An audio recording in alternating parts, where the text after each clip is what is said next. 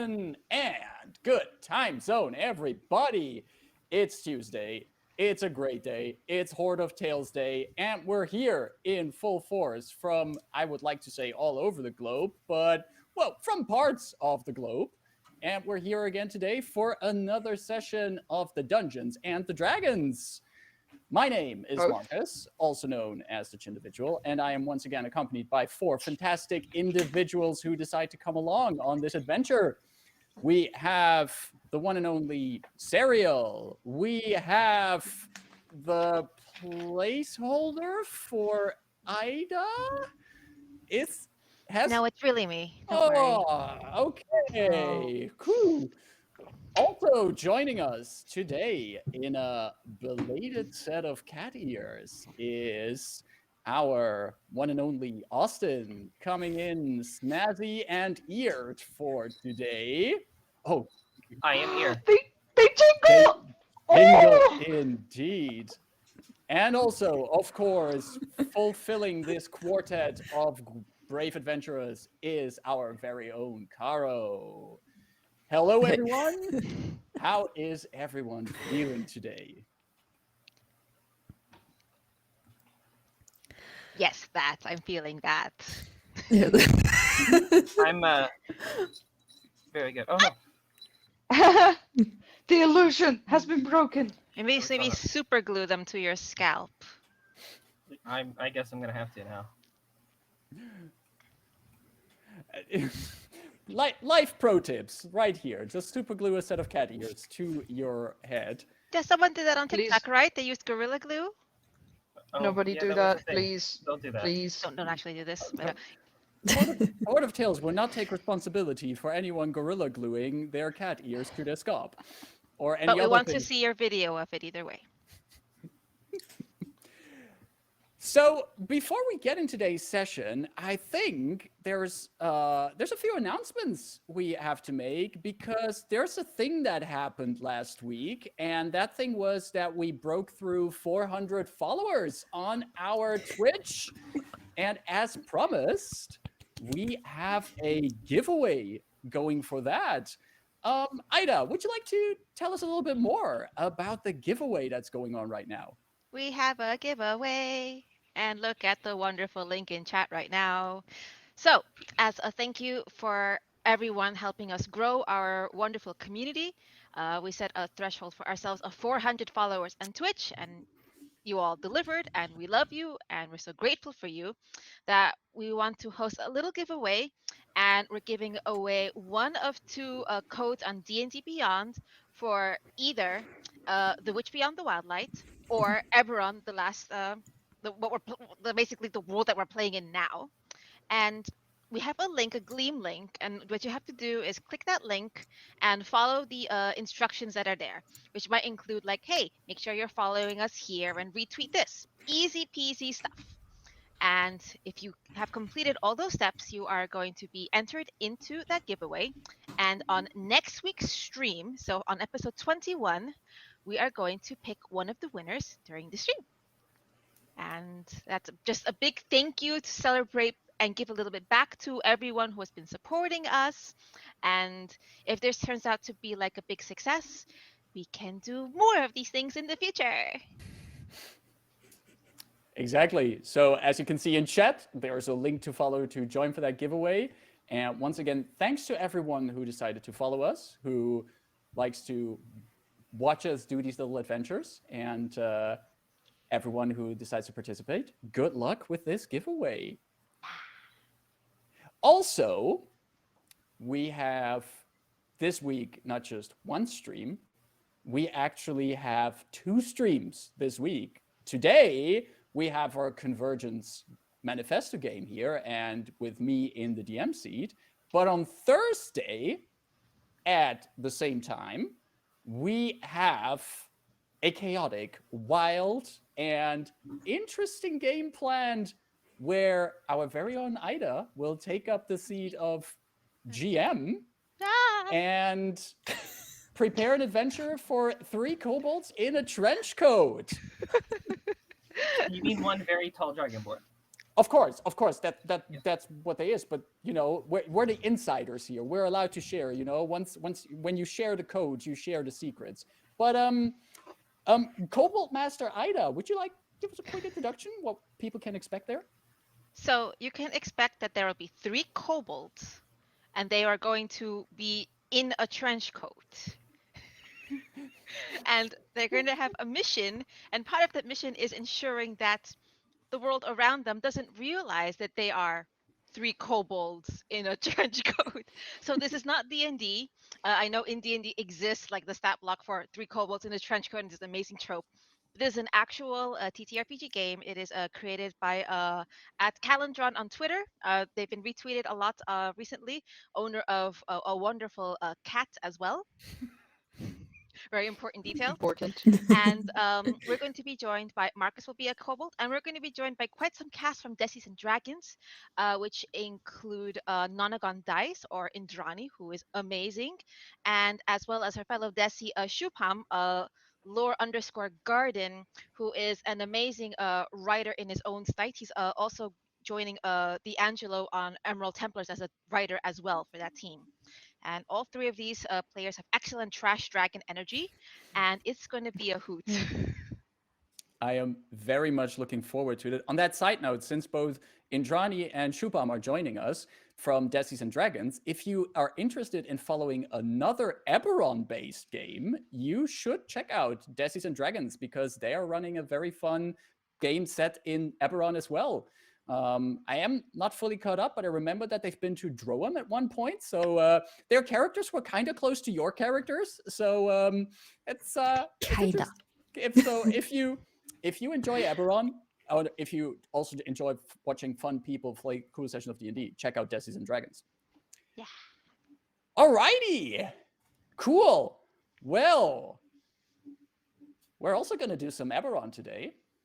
We are here at Horde of Tales, and for those who are watching who came here by their own free will, or I don't know, some other reason, you're here on the Horde of Tales channel where we play tabletop RPGs, and today we're continuing with episode 20 of the Convergence Manifesto. Yeah, it's already been 20 sessions, y'all. It's great.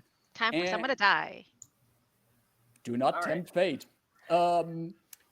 Where we play the Convergence Manifesto, which is an adventure series written by acrosseberron.com, where you can also check out their adventures if you like what you see here. We're currently in the 3rd adventure, Rime or Reason, and we have our characters all up in a very cold place, encountering dangerous things. We usually would use Astral VTT today as our virtual tabletop of choice, but unfortunately, there are some technical difficulties. So please bear with us as we're going to use the full force of our imagination to run through this. And usually, the music you would hear would be from Dark Fantasy Studios, but unfortunately, that's also on Astral VTT. So please use the power of your imagination to imagine the most badass soundtrack that you can imagine for these encounters. I say this every stream. It would not be a Horde of Tales stream without technical difficulties. And this time, But this it's not time even on our end. Yes.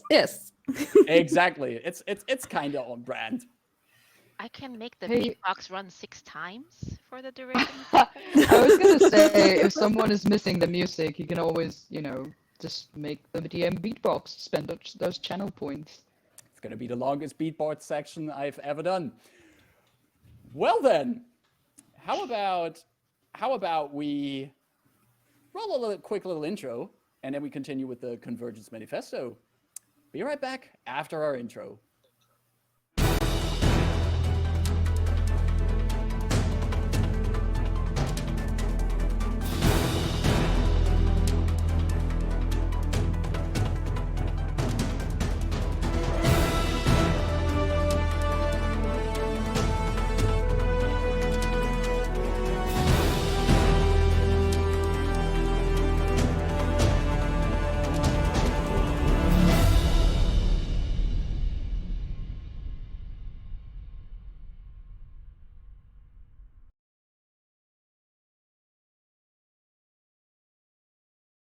Going to our actual game, and there has already been a beatbox claim. Thank you very much for that, Gwenora. I will keep that in the back pocket for now because unfortunately I do not have two voices in my throat, so I cannot do the recap while beatboxing. I'll promise to be better next time. What happened last time was that our brave adventurers, accompanied by Madris de Lyrander, the sister of infamous Darien de Lyrander, who we might remember attempted to kill Delphine de Lyrander in one of her previous adventures, have gone out to Icewhite Isle to find out what happened to Darien and a crew of Deathgate adventurers who supposedly have vanished after traveling to Icewhite Isle, a mysterious frozen island out in the Thunder Sea. Our adventurers made it there by airship and have traveled the last few miles by boat, enjoying, well, quotation marks, enjoying a little race between the Lyranders in the boats before starting to cross the frozen desert of Icewhite Isle. You followed some tracks and slowly followed tracks of airship pieces that lay scattered in the snow, tracks that indicate that an airship might have had some technical difficulties here. And someone who was also having a bit of difficulties was Rayn at that point, hearing voices, seeing people from her past, and sensing tremors in the ground below. And those tremors are where we left off last time, as they got more and more intense, and a fearsome, gigantic, blue-scaled worm centipede creature came out of the ground, an orange heat glowing on its inside. And we zoomed out at the end of last session when there was also a beatbox happening before we rolled credits. True. And we fluently go over into the start of this session as our adventurers are going to roll initiative to a friendly beat of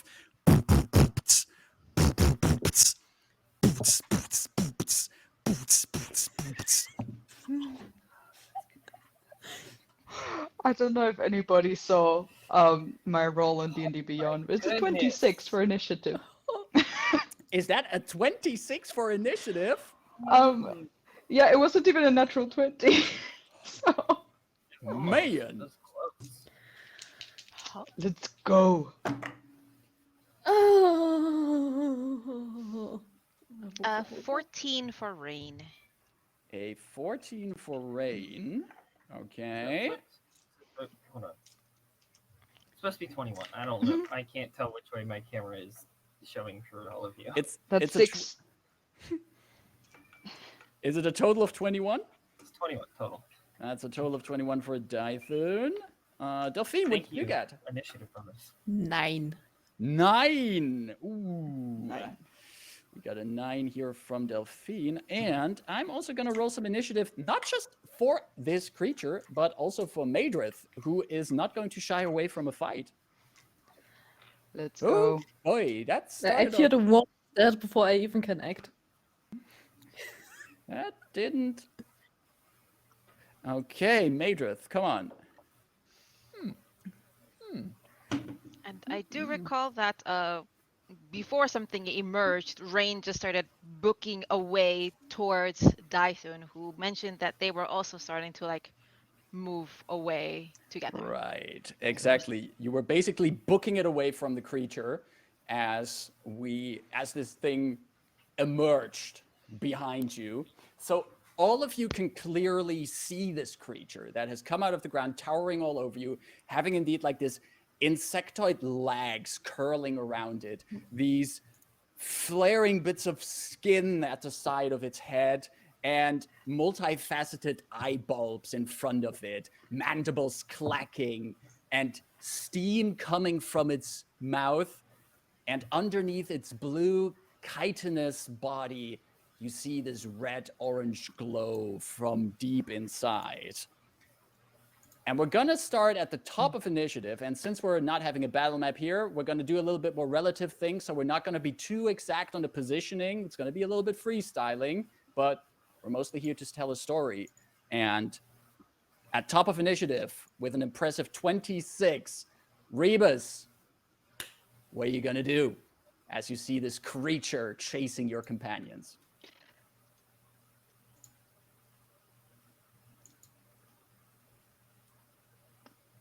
Right. First of all, can you hear me? Yes. DM. Can you hear what? Okay. Can you hear what Yeah. I'm saying? All right. I would like to go into my battle mode, so I will rage because there's no reasoning with this creature. Very scary, very big. I better start doing something. So I'm actually. Let's try something new. Ooh. Says Serial. So Rebus is going to take their glaive. I take my glaive. I get in a battle mode, and where you usually, so the plates start shifting, and where you usually the last couple of times had seen a tail come out, actually those plates close, and suddenly the visor of Rebus kind of cracks open, and behind it you can see. It's not broken. It opens in a kind of zigzag pattern, and behind it you can see rows of like gyrating metal teeth. And I will adapt the form of the beast for bite, for being able to do bite attacks. But you know, I am a robot, so it looks a bit different. And I would like to run to the to this giant millipede and strike it. I don't know. The belly seems a dangerous place because it's full of fire, but also like a bit exposed. So I'll aim there, see what happens. I will use my glaive though for All this right. attack. Not yet. Because it makes more sense. You're not yet biting it. You're swinging in with your blade to try to Indeed. hit the exposed belly. Exactly. Let's see. Let's see how hard it is to hit. That wasn't great. That's a 12 to hit. Your I don't know, blade. does my rage? Your Okay. No, it doesn't add to your attack bonus. You hit the No, it's belly just of- the damage. you hit the belly of the beast, and you notice that these plates, this chitin that covers it, is hard and tough, and your blade just goes like ding, and you can now hear from above you the clacking of the mandibles, and there's a bit of warm saliva dripping on you as you as you stand under it. And actually, you feel the heat of the saliva sizzling on your plates, on your armor, as you take also 9 points of fire damage from it. I haven't done anything and I'm already. Oh my god. Okay. Do I don't think I get to like dodge that. I don't know. Nope. It's not a dexterity save or anything, right? Nope. It's saliva dripping on you. Okay. Wonderful. I will try to move away because it's scary. But I don't think I'll leave the melee No. range because it's very big and also I don't want it to attack me Gotcha. on purpose. All right. So That's your turn? yeah, that wasn't great. Well, But you know, we all have to start somewhere, and we're going from one of the melee fighters in our group to the next one. Dythun, it's your turn, and Rayn, you're on deck. Wonderful.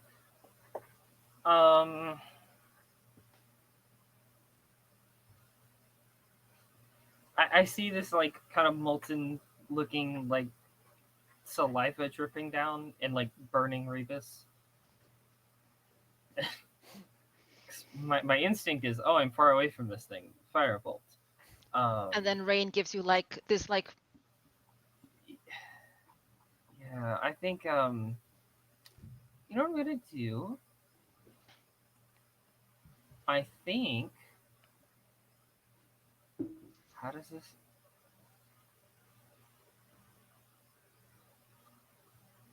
I just want to make sure I have the wording of this correct. I'm all ears. He So said am to. I. He said. Uh,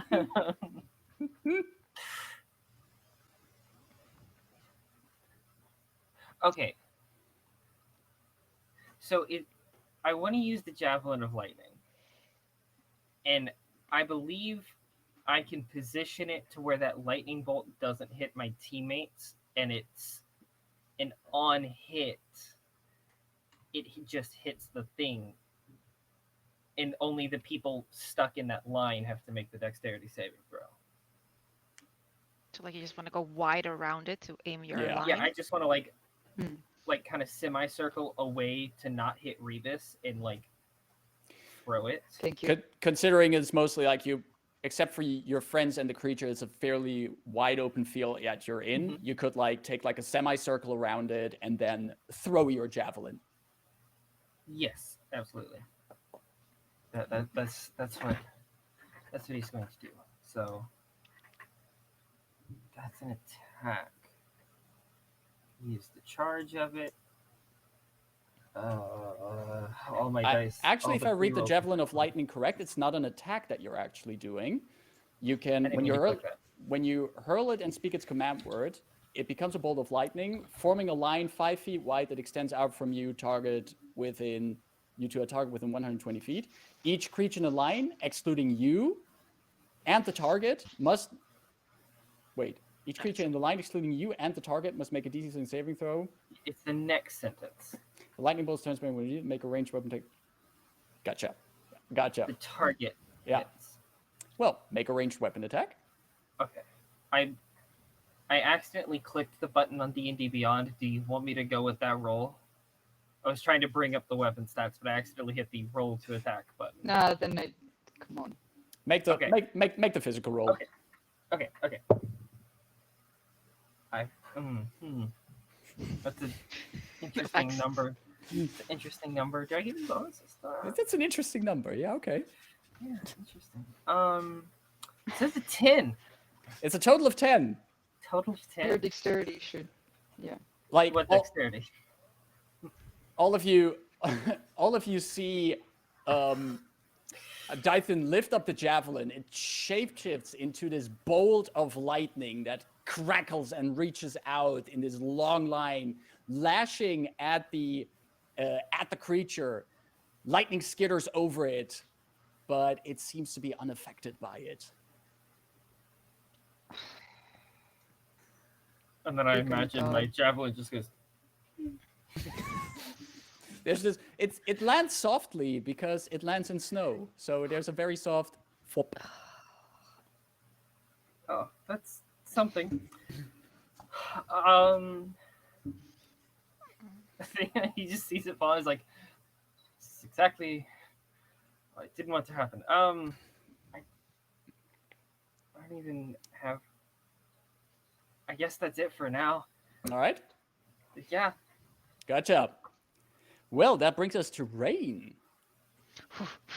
So I, as my comrades start attacking, I'm running in the snow and I like stop, break, and like turn myself around, Mhm. and I kind of glare at it with my eyes like shining bright, and I cast a mind sliver at it, and I would like it to make an intelligence saving throw. Intelligence saving throw coming right up. That is a total of 15. It makes it, so nothing happens. So I see it's like, I'm not going to really penetrate through your mind, am I? So I'm going to use a sorcery spell for quickened. Quicken That is sorcery. right. Go away window. Let me double check how many points this is, because I think it's 2. 1. 2. 2. So that didn't work, and I'm going to quickly touch my golden tiara with the diamond in the middle and cast chromatic orb. Let's do it at first level. And I'm going to make a ranged spell attack. Cast. And I will choose for this lightning damage. All right. And that is going to be, what do I have to roll? A ranged spell attack. So that's a d20 plus 5. Mm-hmm. Ooh, that's a 24. Nice. Yeah, that hits. Okay, and that is 3d8 God. of lightning damage. Come on. So I only have 2d8s here, so we're just going to use math. 8 plus 9 total lightning damage as I kind of touch my tiara, like this orb of lightning bubbles up from it, and like I'm spiking a volleyball, I'm just going to shoot it towards the giant angry millipede. Spiking a volleyball, it flies over to the millipede and crashes into it. You see it like briefly recoil from the attack. And I keep my distance. That chromatic orb flies at 90 feet, so let's say I'm within like 60-ish feet. Yeah, that makes sense. That makes sense. It's not gonna. You're way outside of what you would think is its range to attack you. Alrighty. Yeah, bonus anything- action, movement, sorcery points. Yeah, that's my turn. Gotcha. That brings us to Madrith's turn, actually. And Delphine, you're on deck. So Madrith, who sees this happen, she sees Rebus charging into melee. She sees the lightning flying from both Dythun and Rayn. And she unsheathes her rapier. And Dasha gets closer into battle and also tries to take a swing at the creature with her rapier, which is a 22 and does hit. Hey, And good job, Major. she's doing her best. And that's a total of 4 damage to it, which is already good. And she then just, as she, however, strikes it, you see, and Rebus would see this, as the weapon, as the rapier, like, pierces through these chitinous plates, you see that the metal of the rapier starts glowing, and that goes all the way down into the grip, and there's just this flash of heat, and Madrith takes 9 points of fire damage from that. Wow. And she just then pulls out the rapier, looks quickly around, but keeps an eye on the foe while like quickly putting the rapier into the snow to try quickly cool it off. And that ends her turn, and that brings us to you, Delphine. Okay, so seemingly if you hit that thing, something happens. So from my position, since I'm probably a little bit back, so Nothing and it happens seems to to be and it seems to be immune to thunder damage. How do we know thunder damage? No, we don't know that. Or Dythun just I think I just Didn't- attacked bad. yeah, Yeah. I mean, from that what we saw, it seems like we don't know, but Fair. your attack certainly. I used Did- lightning the damage rapier and it didn't. hit. I mean the. Yeah. And Rayn used the lightning damage, so it seemed to be affected by that. Yeah. God. Plus the fact it's freaking cold, so I will. I still have only 1 attack. Yeah. Ah, damn it. Yeah, I will take the pistol and try to get a good shot at it. Fuck it All up. right, fire away with the pistol. Pew pew. I just So serious. So concerned. Totally.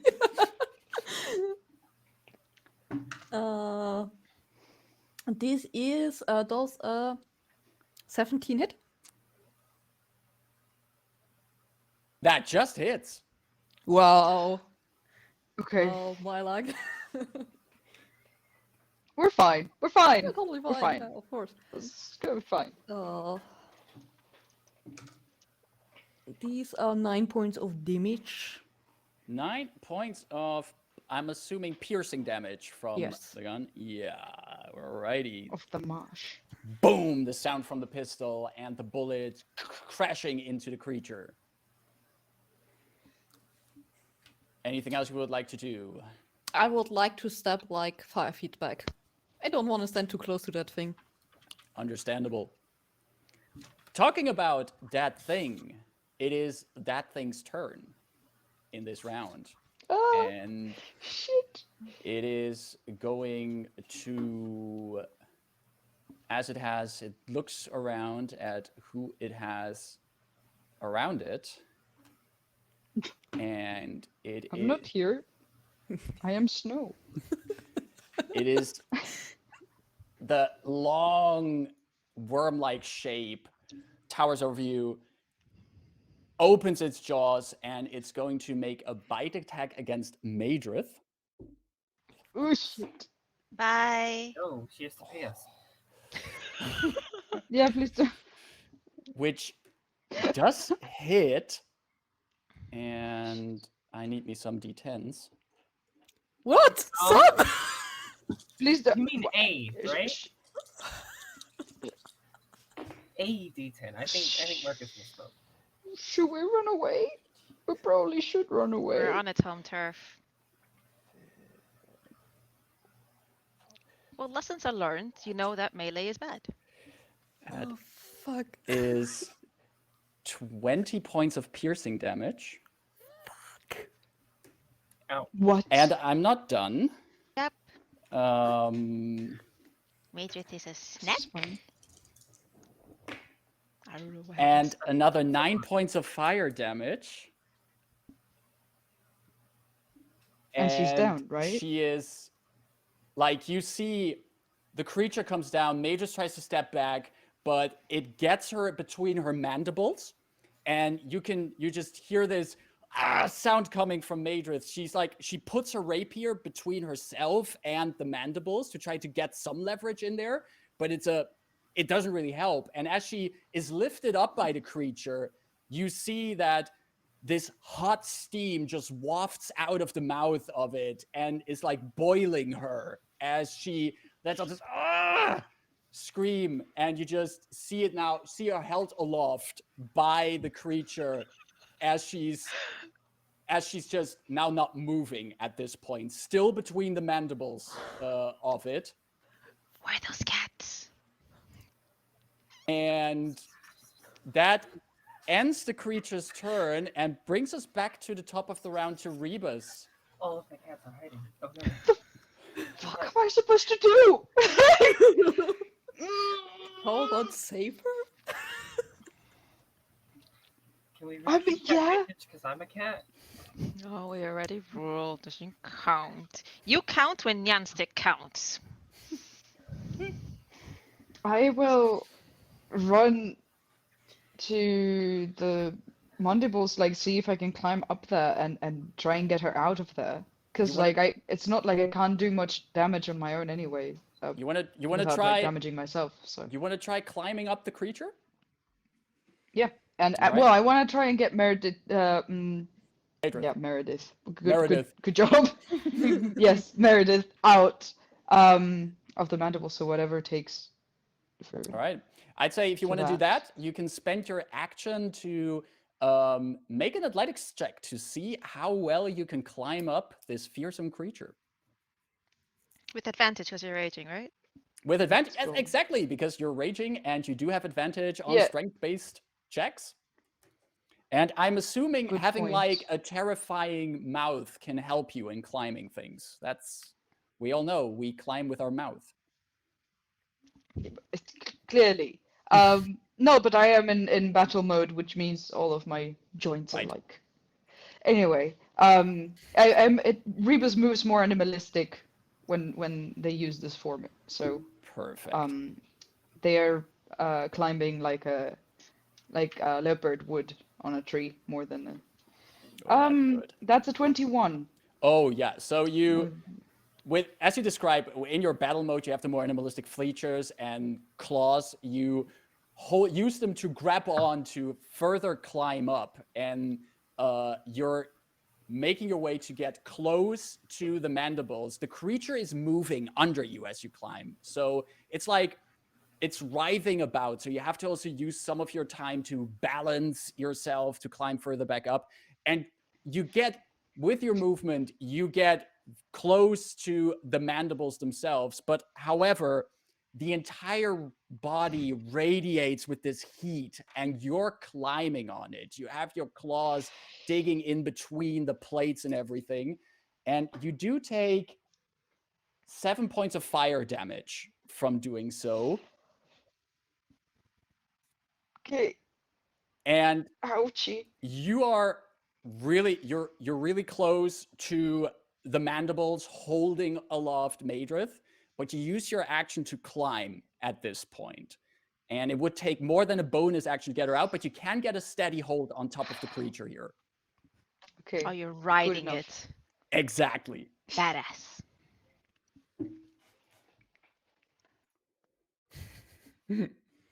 Anything else on your turn, Rebus? I need a last.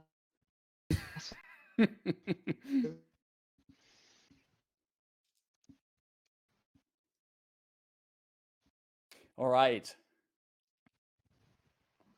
That means, I think, Do you budge? Yeah, that's yeah. that's it. Yep, Gotcha. yeah. All right. That means Dythun, Sorry. you're up. Rayn, you're on deck. Oh, the kitty snacks. It's that kind of. Fine. They're not even coming for the cat snacks. They're betraying me. I have treats. She's like sitting there just off screen. No. No. Oh, it'd be cool if the ears could like She Dythun's wants sad. to see us suffer. Oh. Oh. Okay. So let me think about what I would. No, I'm kidding. I already know what I'm doing. Dythun just seeing like Rebus and Meredith up there is like, fuck it, and is just gonna run in. I am going to, like, as I'm running, throw the hand axe and try and hit it from range. You are standing on my dice, though. So great. Thank you. That's also not very good. That's also only 13. You throw the hand axe, but with not enough momentum, not enough force, as it flies, it does hit, but it just like gong, bounces off against the natural plating. Alrighty. And as we get off my dice, need those. Actually, bless the dice here. So this is my cat vantage. She head bumps the dice. It's not a cat treat. Please don't eat that. He's gonna, as he gets in range, I'm gonna action surge and longsword. Just try and hit it again. Right, you're action surging for a longsword attack. Swing away, Dythun. Where did my action surge go? There it is. I was trying to clear it. Tempted to just roll on D&D Beyond because all of my dice are failing me, but blessed be the head bumps dice. That's much better. 16? That's just not enough to No. hit. While you were running, you threw the hand axe. That didn't impact. You come in, and there's just not enough force behind the swing at this point, and it doesn't go in deep enough. The creature is not struck by your attack. Well, does it say I have to hit for this? When I hit... Okay, cool. You know what? I have a bonus action, right? You have a bonus action, yeah. Hit, action surge, hit. Okay. I'm gonna bonus action just out of rage. Just daunting roar. Maybe I can get this thing afraid of me. That'd be fun. So that's a 13 wisdom save. 13 wisdom save. Let's see if you can intimidate the giant frostfire millipede creature. I am so sorry. I rolled a natural 20 with a total of 20. Come I on! am so sorry. Oh my god. Fine, that's just like, If we have really bad luck like if we have rolls like these for the rest of the battle, we are so dead. Oh I have my So backup, dead. and I'm kind of excited about my backup. bless the dice, bless the dice. That's literally everything I can do. You in a did. turn. You did an action. You action surged. You actioned again. You bonus actioned. You moved. That is your turn, which brings us up to Rayn. Oh, sorry. Point of order. Does missing with a melee attack cause the damage that everyone else was getting?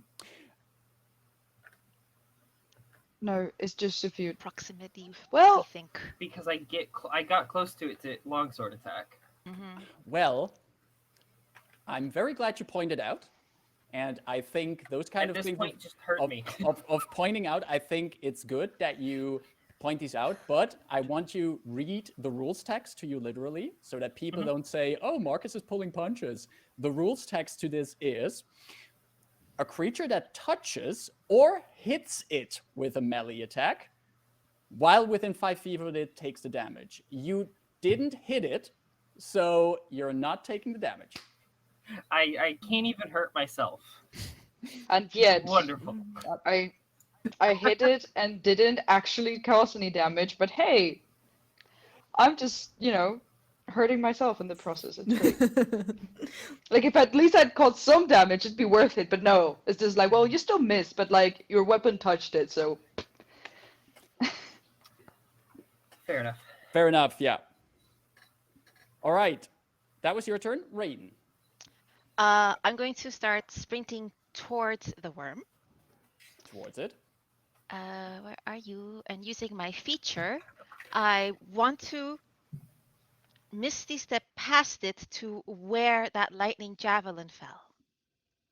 Misty Step past it to where the javelin fell. So you're basically walking towards it, then you do the Misty Step and get to where the javelin fell. I would have a total of 60 movement this way. Is that enough to get there? That would do it. That would All do right, it. so let me tick off Misty Step. Where are you? Boom. So I'm at the lightning.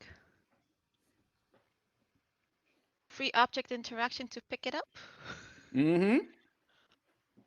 Yeah, and then I want to, like, if I have any angling left, to kind of throw it so it goes. Yeah, I want to throw it next to Dyson, but make sure that him and friends are not in the line as much as possible. But I'm not sure. You paint me the picture. Is this possible? Would you still? I'm assuming you're still trying to hit the monster with it. Rebus Or- and Mages are in there technically. Yes. Yep. Matrix will definitely fail Matrix to is, like, save. badly hurt. I'm going to kick up the lightning rod with my free action and just pretty coolly, like, demonstrate that I have it in my possession. And then I like the cool Wakanda, like bump. With the foot up. Yeah. Mm. Then I am going to knock my tiara again, and let's just keep the good thing going. Chromatic orb, first level, and I need to roll. Sorry, a 20. I barely picked it up and it just started sliding up, and I caught it mid fall. A d20 plus 5. Move out of the way, other dice. Oh, that was a journey. 18 plus 5 is number that hits. That hits. Okay, 8, 3d8, lightning damage. Let's keep up lightning damage. You're d8, you're d8, yeah, you're d8. Ooh, 8 plus 6 plus 2, 16 lightning damage. Woof. Wow. Yeah, that hits nice and hard. You can actually see the lightning skittering all over the creature So as the you ball zap it. jumps up from my tiara, and I'm just going to lightly pick up the spear and, like, like badminton it towards the thing. First you volleyballed Perfect. it. First you Beautiful. volleyballed it. Now you badminton it. It flies over there, hits, and strikes the creature. Mind your distance to the monster. And I stand opposite the creature with the spear in my hand. And you just kind of see me like it's like you kind of just see me like moving back and forth like I have options, and that's my turn. Bonus action. Yeah. Okay. Gotcha. Brings us to Madrith's turn. Delphine, you're on deck. Madrith is gonna make a death saving throw. This is so no good. Going great. It's going great. I don't like that face. Face worries me. Let's assume it was a natural one, just to, you know. It's not over yet, even if it was a natural one. Delphine. Yeah. It is your turn. So, how tall is that creature by now?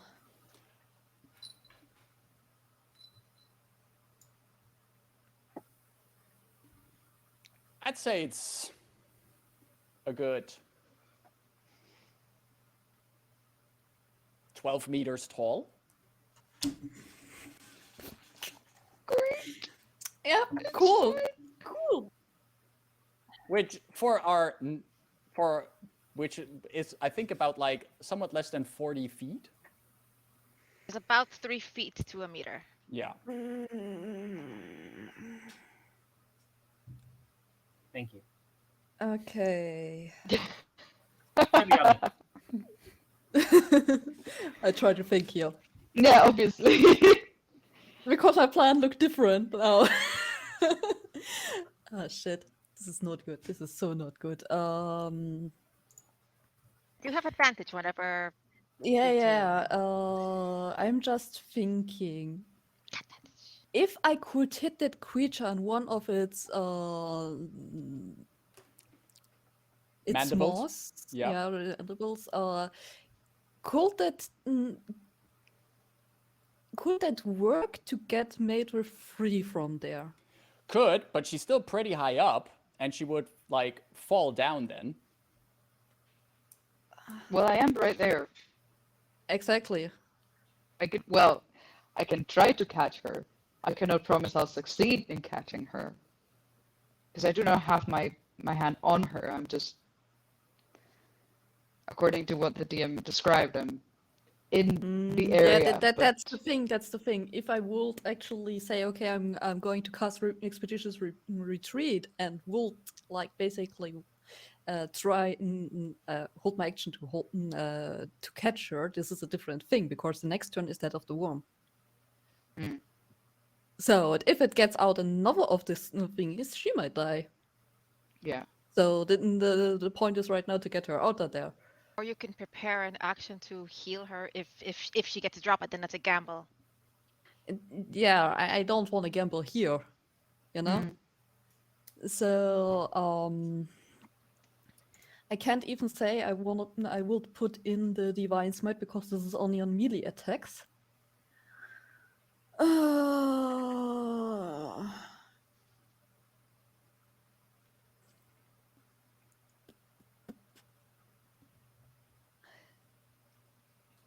This is also not Monster Hunter where I could say, okay, this is the weak point of the creature, so...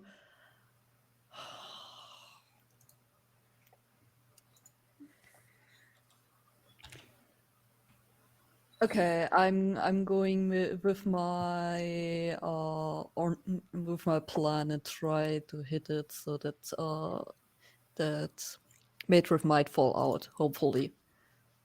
So as you're trying to like aiming at one of the mandibles, I'd say that you're trying to hit a very specific part of the creature. Yes, And which is pretty usually that would be a disadvantage, but you've been given catvantage, which gives you advantage, so that would balance out.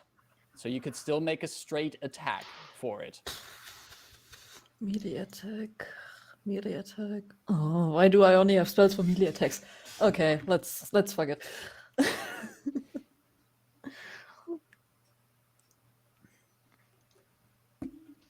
Wait a sec.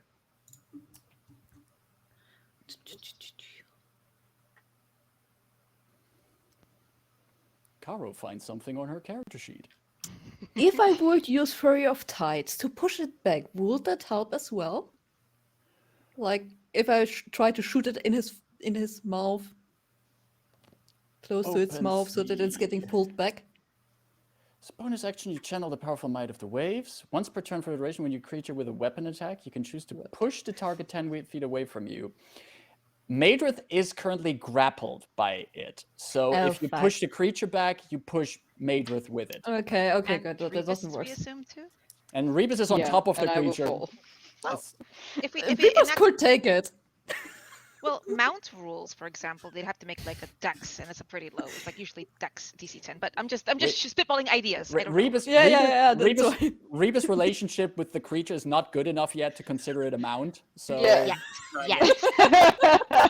We're working on it. Oh, I wish we should dune the heck out of this creature. I try to come up with plans here, so. Okay, let's see. Oh, this is not bad. This is not bad.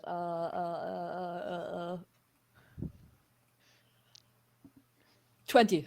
Not that natural. does indeed hit, and by the power bestowed on you through Cat Vantage, you aim with your deadshot gunfiring talent. You hit one of the mandibles, and instead of causing roll me damage for it as well, because you're still hitting it. It's still gonna hurt.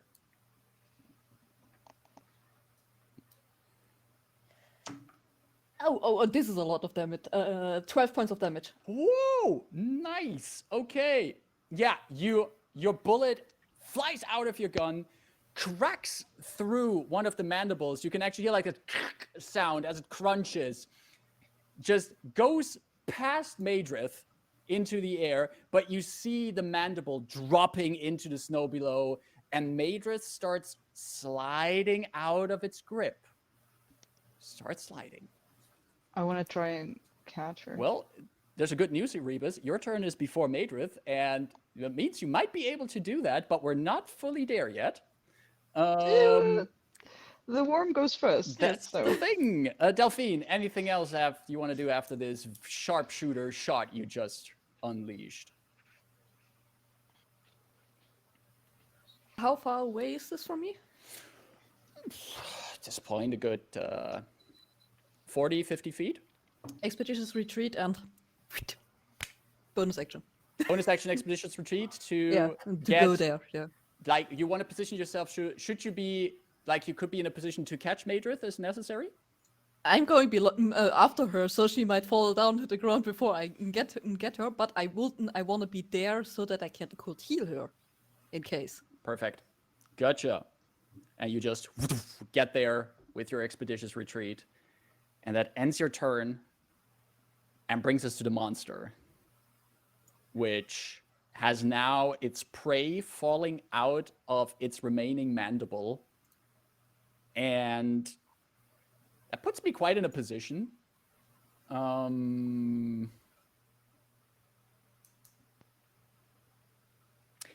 Rebus, you are pretty near to its head, and you hear the bullet, you see it impact, you see that Madrith starts sliding out of this deadly grip. And as that slides out, you see the head of the creature turning towards you and trying to snap at you with its remaining mandible. So it's going to make a bite attack against you. Rayn How yells out with does this that like work? kind of booming, ancient-sounding Triton voice. We're in trouble. Silver barbs. Silver barbs. Ay, ay, ay, ay, ay. Disadvantage. Disadvantage on the attack roll, right? And I choose to give advantage for the next minute to Tython on his next roll. So, the disadvantage is coming. This is an attack at disadvantage against you, Rebus. Bring it. Oh, don't say that! I mean, like, it'll be whatever it is. Yeah. Like, Yeah, of course. So the results on the dice are as follows. There's one dice with a 19 on it, but the other die has a 12 on it, but I get to add a plus 11 to that. So that is a 23. And Ow.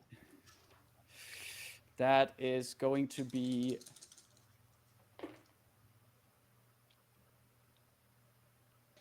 8 points of piercing damage, which you can half if you're raging. So that's 4 points of piercing damage, and Wonderful.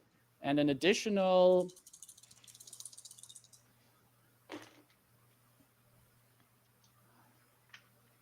12 points of fire damage. Okay. And How do you look?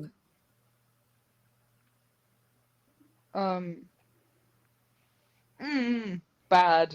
Bad. Yeah. My armor is like partly fused together, partly melted, splinters everywhere. But I'm standing, you know. usually, after this kind of attack, the mandibles would like clasp around you. But thanks to Delphine's sharpshooting skills, there's not mandible enough left to clamp around you. So you take the damage, but you're not grabbed by the creature as it tries to, like, it notices that it's missing the mandible, can't get a lock on you, and ends its turn there, bringing us top of the round, Rebus. Okay, so let's say this happens as I am leaping to grab onto the mandible, which is probably what causes all the damage, as I imagine I kind of slide, my metal arm kind of holding my weight as a bunch of barbs go into it and into my body, and I'm trying to grab her before she falls, because, you know, it's like a 12-meter fall. Nope, So that would be an ugly fall. Give me another athletics check with advantage, not just because you're raging, but because Slothinator was so nice to give you advantage. Thank you very much for that. Oh, thank you, Slothinator. One of them was a 2, but the other one was like a 19, so 24 on the athletics check. Nice. You reach out and you get a good hold on falling Madrith. You do notice with parts of your plating fused from the heat. Now there's this extra strain of weight on your arm where you're holding Madrith. She is unconscious. It's it's figuratively dead weight, but you're holding on to her and keeping up there as good as you can. Is there any way I can get down, like jump down safely? Well, I'd say you could. Like, If you has the worm moved enough to like some kind of soft snow that I could like essentially cushion Meredith to the, you know, so she doesn't fall. there's snow around. You could try to jump into it, into a soft snowbank. But I would still say that if you do that, I'm also going to ask you to roll a dexterity saving throw to see how well that goes, considering that you're not just jumping off yourself, but you're also carrying someone as you jump off. Yeah. This is the top of the round, right? Yes, this is top of the round. It is. And otherwise, we're just hanging on this worm, and it can like come up again, and it can be, you know, start flailing or something. We're also in front of its mouth. I don't want it breathing like more heat on us, so I think I'm gonna try it. You can see my plates kind of creaking, and there's vapor coming out of them because they're straining, because some mechanisms are not working properly anymore. Mm-hmm. I'm holding with this arm to the giant mandible. Wait.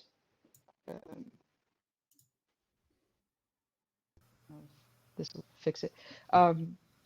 Yeah, I'm holding with this arm and holding Medrith, and everything is kind of straining a bit much. My plate has actually completely broken from like the interaction with the worm before, so now it just looks jagged, and you can just see the inside, which has become this like strange jaw with teeth and lots of metal parts.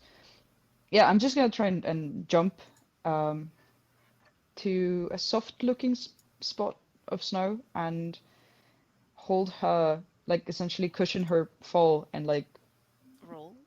try to make it the best possible. Yeah. Gotcha. All right. You jump as you roll a dexterity saving throw for this. Oh boy. 20. 20. Dirty 20. You jump off, you angled your jump right into one of these higher snowdrifts, and cushioning the fall for Madrith, you fall into it, feeling the contrast of the cold of the snow with the remaining heat in your plates. And there's actually a little bit of this as you land in the cooling snow, taking no damage and having jumped off with Madrith to relative safety at this point. Hopefully close to where Delphine was waiting. I don't know.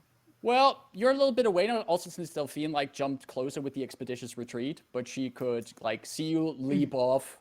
But you're a little bit away from her at this point. Okay. I guess that's it. That's I don't think I it. can do anything else. All right, that brings us to Dythun with Rayn on deck. Just to remind Dythun, since you were granted advantage from my silvery barbs, you have advantage on your next attack roll, ability check, or saving throw that you make within the next minute. The next one within the next minute. Once you use it, it's expended. Perfect. I do also have a quick clarification question. Yes. Players can redeem Cat Vantage, but only to the DM, right? Is that a thing? Can we do that? Well, you got Catvantage from Ida for something earlier, I think. Like I wouldn't use cat vantage for myself. No, I feel you- like I feel that's cheesing. No, don't use it for yourself, but you can grant it to others. Can I grant it to an NPC? Is that a thing I can do? You would have to grant it to the DM, and the DM Ah. can use it on the next roll. Okay. But the next roll should. Nah, I don't want to. Well- It's fine. Should be dangerous. I don't want to get too metagamey. It's fine. It's a tool at our disposal. Exactly. I think. Do you not want me to roll? Okay. I'm gonna try to just hit this thing and distract it away from everyone else. Gotcha. You do have maybe, like, advantage. Rotate around a little bit and try to like stab into the side of it to turn it on me rather than the two people that just fell. Understood. Let's see. You have advantage on the That's- attack roll. If you want to. That's that. Yeah, that's something. That's much better. That's much better. That's a dirty 20. Ooh, yeah, that hits. Roll Wonderful. damage. 8. There's the 8. There it is. That's so 7 damage from that. But Uh-huh. I'm also going to distracting strike. Now Before that I you have hit. Oh, Before that happens, since you did hit it with your sword, that sword gets very hot, and you take 8 points of fire damage from it. okay, 8 fire damage. 8 fire damage. Wonderful. I'm going to distracting strike so I can expend a superiority die. I get to add that. Actually, I forgot I can add that to the damage as well. Exactly, yeah. That's 4. So 4 extra points of damage on that. 4 extra points of damage coming right up. The next roll against the target by anyone other than me has advantage if it's made before the start of my next turn. I'm next, I think. Yep. Perfect. Okay. So, yeah, whoever attacks it next has advantage because it's like being distracted by me, kind of like stabbing in between its like plates or whatever. Exactly. First day 20. Anything anything else on your turn, Dythun, as you show your swordsmanship? That actually that's I think it. So, I guess I could second wind and try and get that hit points back. Oh wait, let's see what happens. All right. Rayn. How's the creature looking? Especially after Dythun hits it with the sword, it lets out an agitated roar. But it's still a massive 12-meter tall worm scale-covered creature. it looks angry. If my brother can do this, so can I. And I will kind of bulk my head down and like summon an even bigger ball of lightning from the diamond in my tiara. So we're going to cast Chromatic Orb at 2nd level with advantage. It's an attack roll, yeah. Not 20. Nat 20! Nice! Yes! The other roll was a 6. Oh my god, that would not have hit. That would not have hit. That would not have hit. Woo, woo. Wonderful. Thank you. 48. 48. 48. That's called in-game cat vantage. Yeah. 11. 12, 13, 14, 15 lightning damage. 15 lightning Nice. damage. You mentioned that Rayn kind of thinks to herself, like, if my brother can do that, I can do this as well. Yes. So. Okay. And with that image in your mind, you just project this massive blast of lightning into it. And it just goes, you see the lightning impact on the back of the creature, and where it digs in, you can actually see from the impact of the electricity, there's like parts of the chitin get charred at the edges, and you see like this jagged black lines come into it where the lightning impacted. And I'll kind of look over to the fray and kind of wobble the lightning spear next to me. Did you want this back eventually? Depending on the bonus actions I can do. Quick and spell if you still have the sorcery points. If you want to do something with How is the creature looking now? Still pissed off? Pissed off and with black markings on its chitin now. Fuck Martins. No, I can't. I'm being undeciphered here. That's my turn as I just kind of like glare. I glare. That's my turn. Perfect. You end your turn glaring, which brings us to Madrith, who, even though she's now safe out in the snow, still has to make a death saving throw.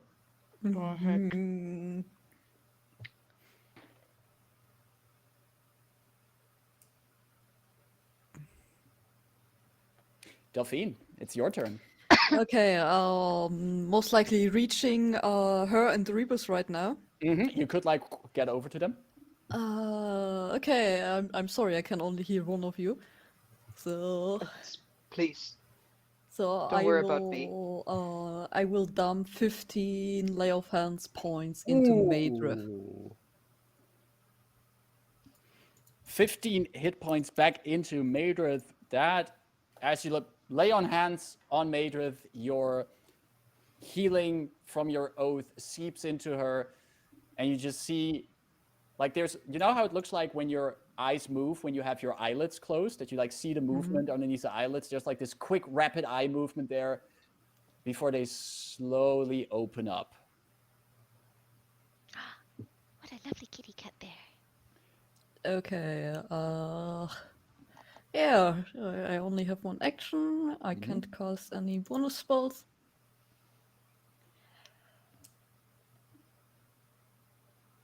Actually, Rebus is quite damaged as well. Yeah. Yes, okay, so the worm is in... So basically, me, Meredith, Rebus in that line. Yeah. Okay, I will draw my rapier.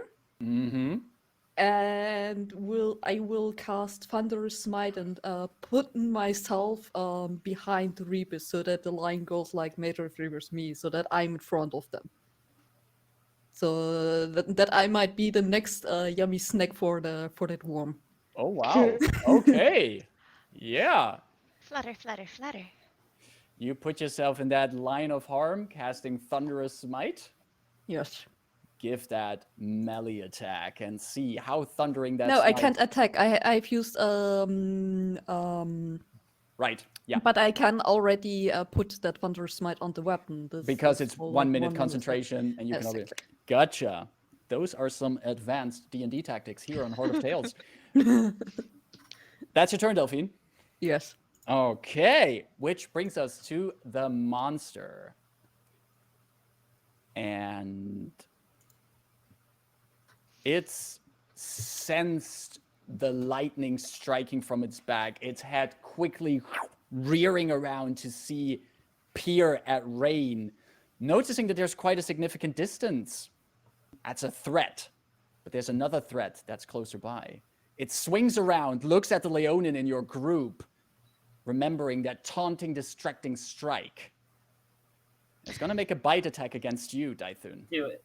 Go for it. I'm ready. Hit me.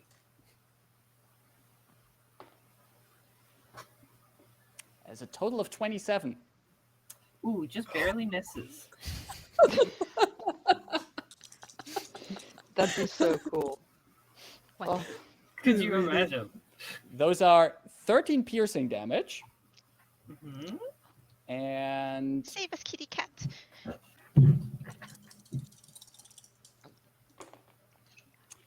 10 fire damage. So, 23. 23. 23, yeah. Cool. I'm going to reaction parry to try and at least reduce it by 1d8. All right. Here for a second. I need the dice. Thank you. Kitty cat, roll good. That's an 8. That's an 8. Nice. So you can So- reduce that. Simple math. I know what that is. That's 27. 23 minus 8.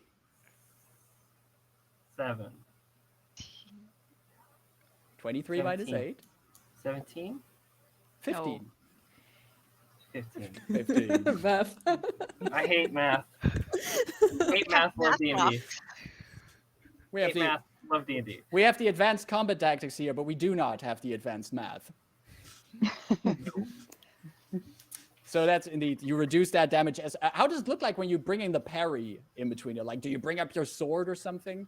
I think it's a combination of like the shield and like the sword on top to try and like deflect a little bit Nice. and catch some of the teeth maybe.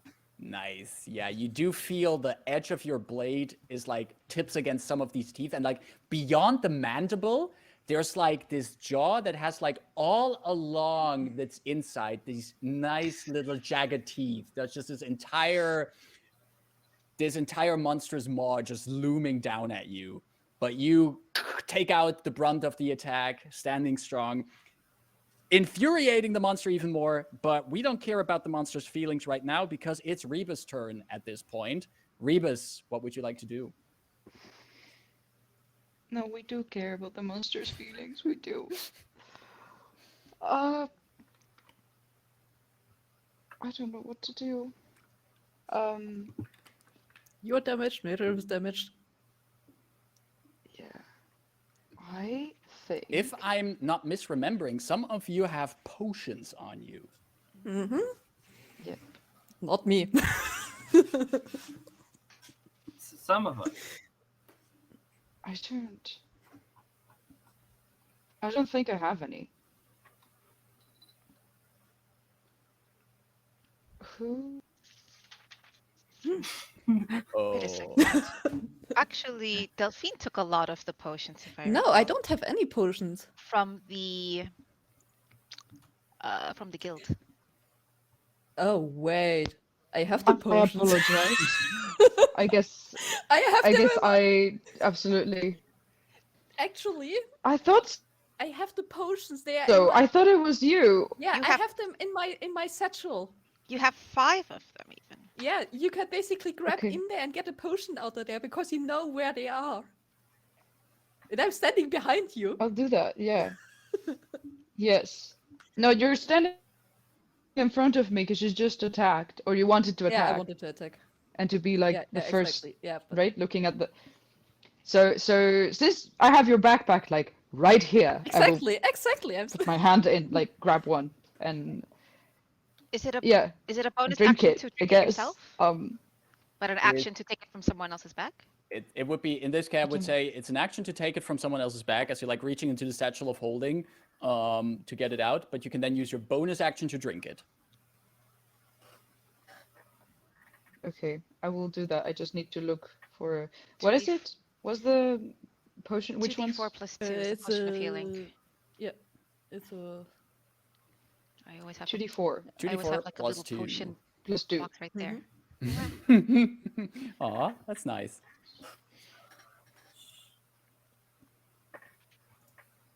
Sorry, I'm just not used to carrying all the Okay. party shit. Well, So, you have the set of immediately holding. did it, You're gonna so- carry the party stuff. Yeah, I see that. 2d4. Okay. Yeah. 5 plus 2, 7 points. 7 hit points as you take the potion from the bag, you uncork it, you throw it into your beast mode maw, and even for you as a warforged, the Yeah. restorative magic seeps into you, and you can feel how you're reinvigorated by it. Yes. We will see if I get hit or not. Because otherwise my rage would end. That's why I'm asking. That is something I think your rage is your rage ends if you didn't take any damage on your turn or not attacked on your turn. So I have to actually double check that on the. Sounds right. Yeah, I never know if it's like before or after. Like Within the round. I was though. just attacked. Like I just took damage last turn, so I would be raging now. But now I don't know. Your rage lasts for 1 minute. It ends early if you're knocked unconscious, or if your turn ends and you haven't attacked a hostile creature since your last turn, or taken damage since then. So at the I on the- have taken damage since my last turn. Haven't I? Or did I take it? No, I have. You took it. No, I had my turn after the worm. You are right. Exactly. Yes. You did not take any damage. So at the end of this So turn, your rage would Yes. fade. Yeah, so that makes total sense. I am actually like, my combat mode for once actually disengages, and my face goes back to looking normal, but the faceplate is absolutely cracked, and there's like a giant, jagged hole in the middle where you can see Yeah, some you're taking lights. Mage with you? No, well, I'm still there. I haven't moved yet. I'm just, Okay. you know, All right. still trying to think. Probably not very wise to go right into this worm, since that almost killed me last time. So It's true. I'll stay where I am for now. Gotcha. That's your turn, Rebus. Brings us up to Delphine with Rayn ready on the go-go. Interesting. Me already again. It's you. And a Wow, worm. Yeah, there is a worm. Interesting. I think I'm gonna take that second wind now. It seems like a good idea. That's an excellent choice. Bonus action. This is the 10. Here we go. The 10. I'll take that. That's also 7 for me. 7 hit points back for you. That's not bad. There's 7. There's heal. Yeah, I'm back over half now. That's nice.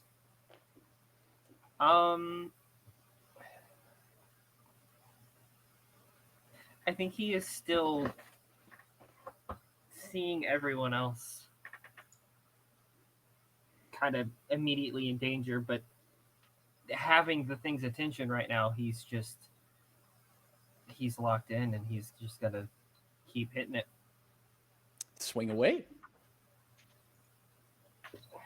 Let's see. Come on. 17? That just hits. 17 is just right on the mark. Wonderful. I'm gonna do the distracting strike again.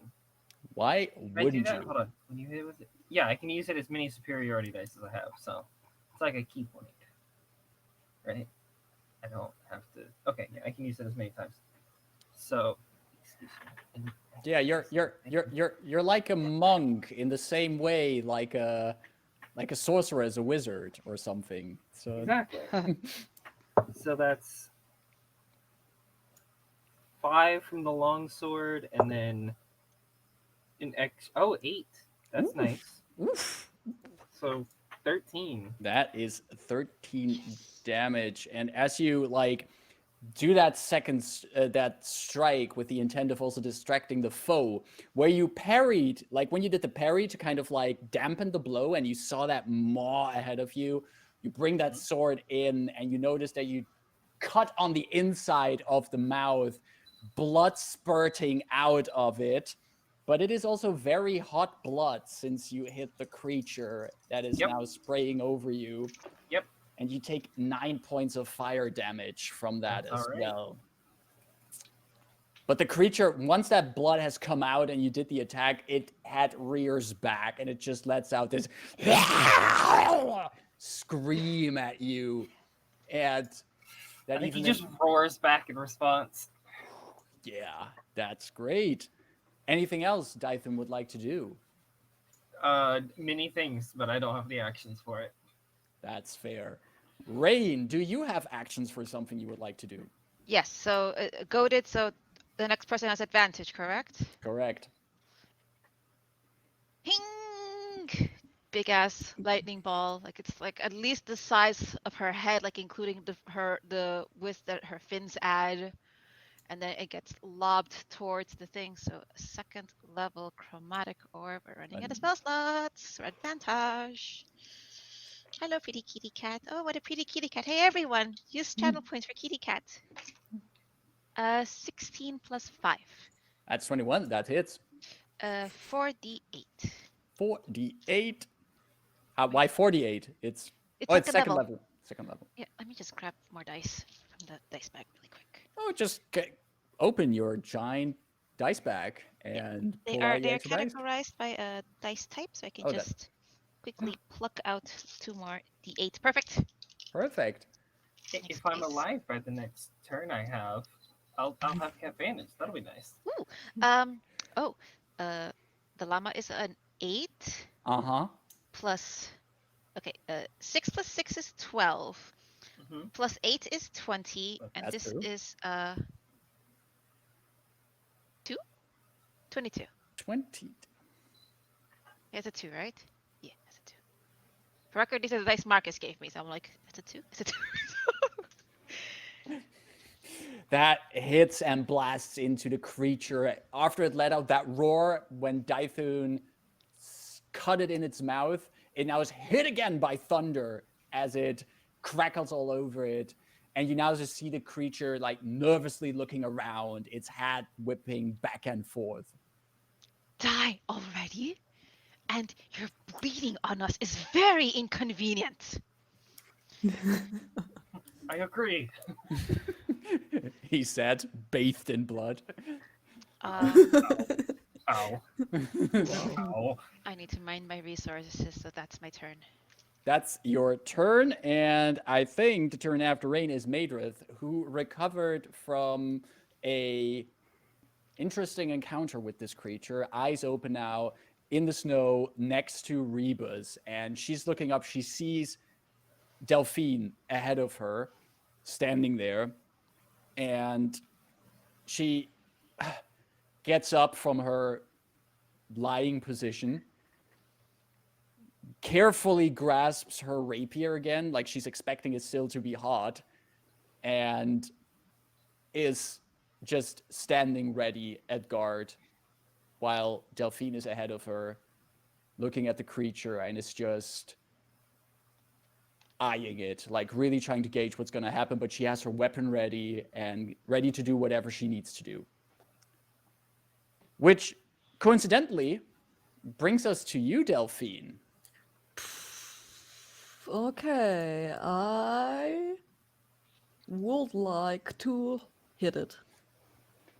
With a Thunderous Smite still on your weapon. Thunderous Smite.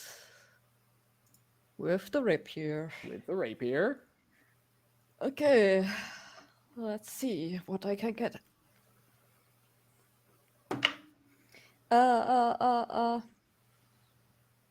Math. What is math? What is math? 22. That does hit. Math is at your back and supports you in hitting this creature. Rapier. D8. I will not. I would like to smite as well a divine smite on top of it With the Thunder Smite? with the Thunderous smite. I can put this up. Yeah. So I can just put the divine smite on everything I want as long as this is a weapon attack, melee weapon attack. this is what paladins do. So Yeah. how much damage was it from the rapier? Okay, wait. I'm rolling rapier. Rapier got not much. Rapier alone got 8 points of damage. 8 points of damage. All right. Cool. So I need to check. Thunderous smite are 2d6s. Mm-hmm. The divine smite are 2d8. You're not the 8. Mm-hmm. Okay. Since I play with other paladin players, I'm going to tell you it's not a fiend or undead, so you're not adding an extra d8. Yeah, I guess so. This doesn't look that good.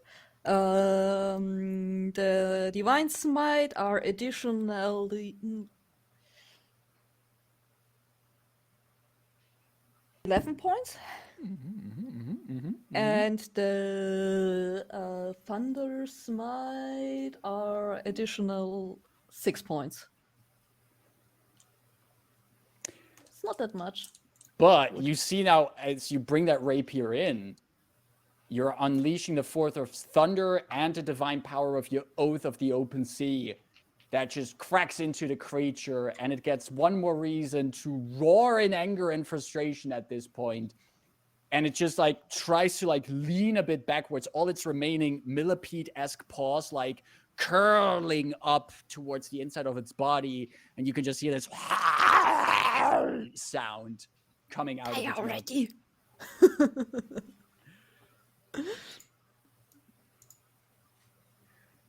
Yeah, that is my. No, I wanna use a free shouting action, and make like a side glance towards Maidrive, who are standing there, like, yeah, I'm going. I will attack it again if I need to. Like, yeah, get the fuck out of here. Gotcha. Which brings us to the monster's turn. Does the Thunder Smite push the creature back? If the target is a creature, it must Oh, succeed on true. Oh, yeah. It must Thank you, succeed on Mango wisdom. Ray. Thank you very much for that. There True. is the Might of Thunderous Smite, which again is another pushback effect in 5e that does not have a size limitation.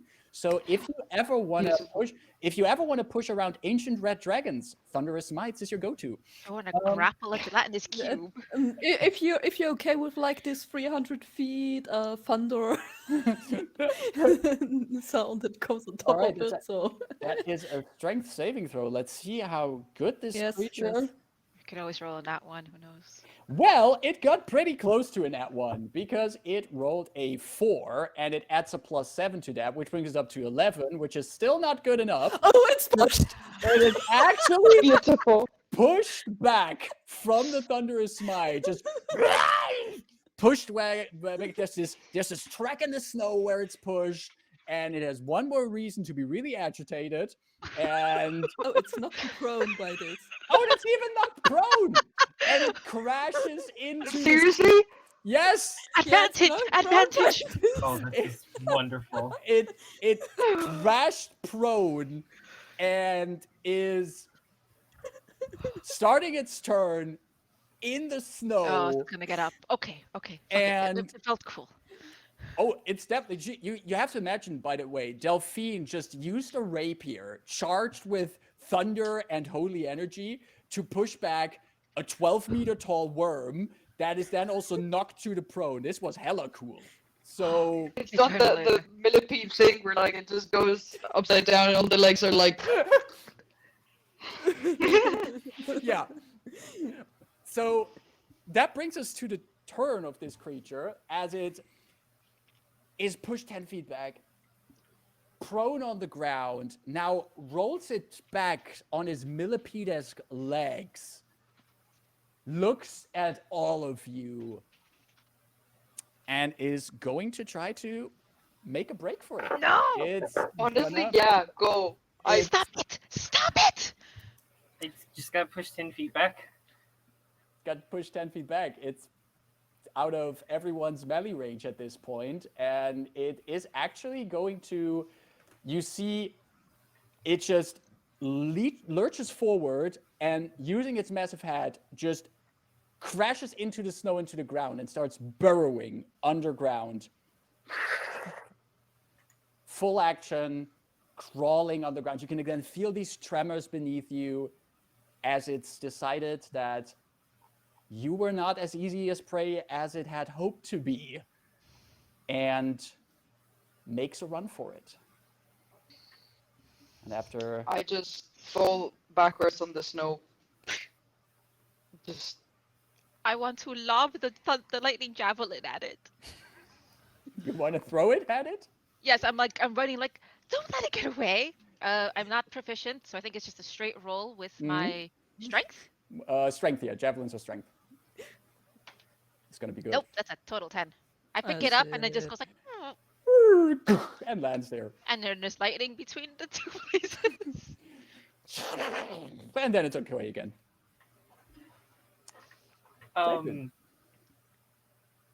Is it more than 120 feet straight down? No.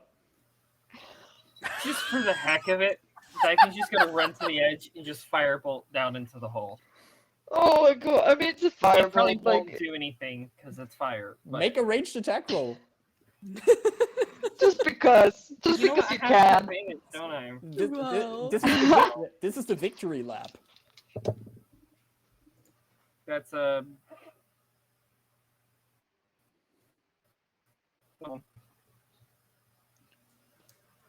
Sorry, you cut out there for a moment. What's sorry, it, 21. 21. Yeah, you go to the edge of the hole. You fire in the firebolt, and you hear this whooshing sound of flames going into the darkness, and you see it hit the backside of the creature, but just the fire just dissipates on its edge as it skitters away underground. Coward. And I Ow. think as this creature Ow. as this creature digs its way away from you, I think we have excellent timing here for a little break after this encounter. So how about, as our characters recuperate from this, we're also going to take a little break from today's session. We'll take about 10 minutes. So whatever time it is, we're going to be back at around like 43, between 45. And hope you're going to stick around. So see you in a few. Grab a drink, soon. stretch your legs. See you soon.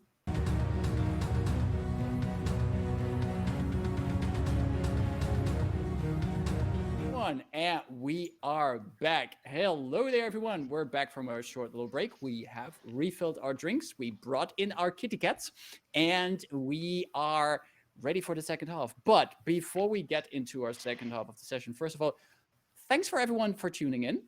Thanks for joining us in chat if you're there. Thanks if you're just even lurking, if you just want to be here. We're very happy if you decide to drop by and follow our tales here on Horde of Tales. If you like what you see, how about, if you want to, give us a follow, as some of us have done today. Thanks for the follows that we've gotten so far. We're very grateful. You can, outside of follows, and if you feel like it, a subscription on Twitch, you can also follow us on Twitter or join us even on our Discord. You can find the links below to those. And to give you an example, on our Twitter, for example, if you were there already, you got a little preview of what Austin looked like with his cat ears on. And you can join in interesting discussions about plot hooks involving cheese, because making a cheese-based adventure is a good idea. You mean Discord, not Twitter. I am so sorry. Yes. It is our Discord indeed. But maybe Exclusive content. Yeah. Exclusive Maybe- ear content is Discord. Yeah. The important ear content is on Discord, where you can find us there. the cheese discussion as well.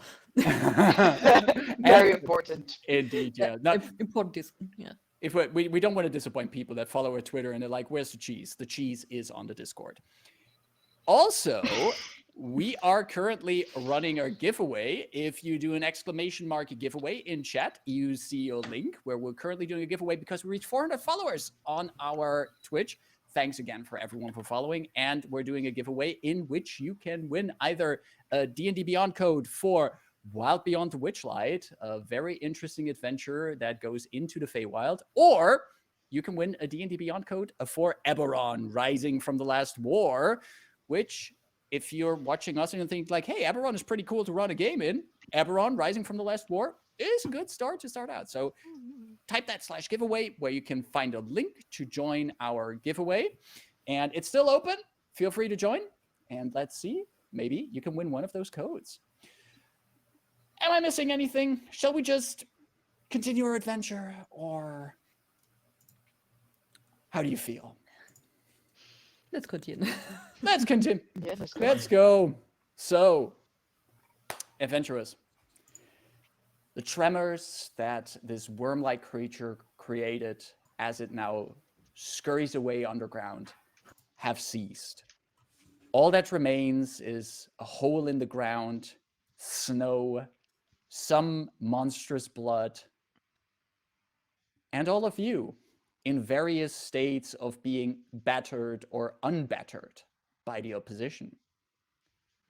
Snow falls down around you. What would you like to do? Rayn for sure saunters towards the group. She looks unscathed, but she is like a little winded. She expended a lot of her innate magics here, so that winded her a bit. And as she kind of clumps over, she like takes a look at the group, scowls at the molten snow path that the stupid creature ran away to, and as her immediate attention focused down on the pile of bones, and kneels down and immediately starts sifting through. How does Delphine look like? Dython's like, after shouting into the hole, is just gonna like sit down on the edge of it and just kind of hold his sword there, probably bleeding a lot. Okay, I'm going over to him and basically like taking out one of the smaller healing potions, tap his shoulder with it, and then give it to him. Thank you. Then going back to the others. It's appreciated.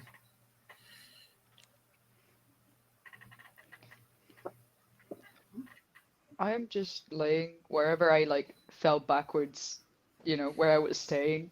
I have sunken a little bit on the snow because I'm still like warm, so there's a lot of vapor coming out of all the cracks and all the like different connections of the plates in my body as it's still trying to go back to the like normal mode, but there are some that are not quite fitting together. So struggling a bit and kind of jiggling and doing weird noises. And yeah, I'm just kind of letting it happen and like not trying to mess with it too much because it'll eventually work out. It just needs a couple minutes. And my faceplate is still broken, with a more or less round shape hole in it, but it's all jagged and messed up. Some of the cracks that were there already gave out, and so it's pretty damaged. And you can just see some mechanisms and a light from like a round light point from underneath, which technically I guess would have made the little holograms that Rebus used to like make different expressions, which like I had gotten better at lately in expanding my emotional range, but like now I guess it doesn't matter anymore because Oh. yeah. And I still have the flask of the potion on my hand, and I just turned my head a bit to see if I can see oh my god, her name. Madrith? Madrith. To see if she's okay, because I saw her being healed, but like we're all pretty beaten up, so. Madrith, as you look at her, you see that now she sees that the creature has gone away. She sheathes her rapier again, and there's still like over her face, you see some parts of her skin that show these boil marks from wherever the hot exhalation of the creature has like boiled parts of her skin. Thanks to the restorative powers of a healing potion, much of that has been already fixed, but there's still some patches here and there. She quickly rubs them over with a gloved hand as she looks around all of you, just taking in the situation. Rain looks up from where she's just digging through the shattered bones and like, so that was a remorhaz. Remorhaz, Madrith says.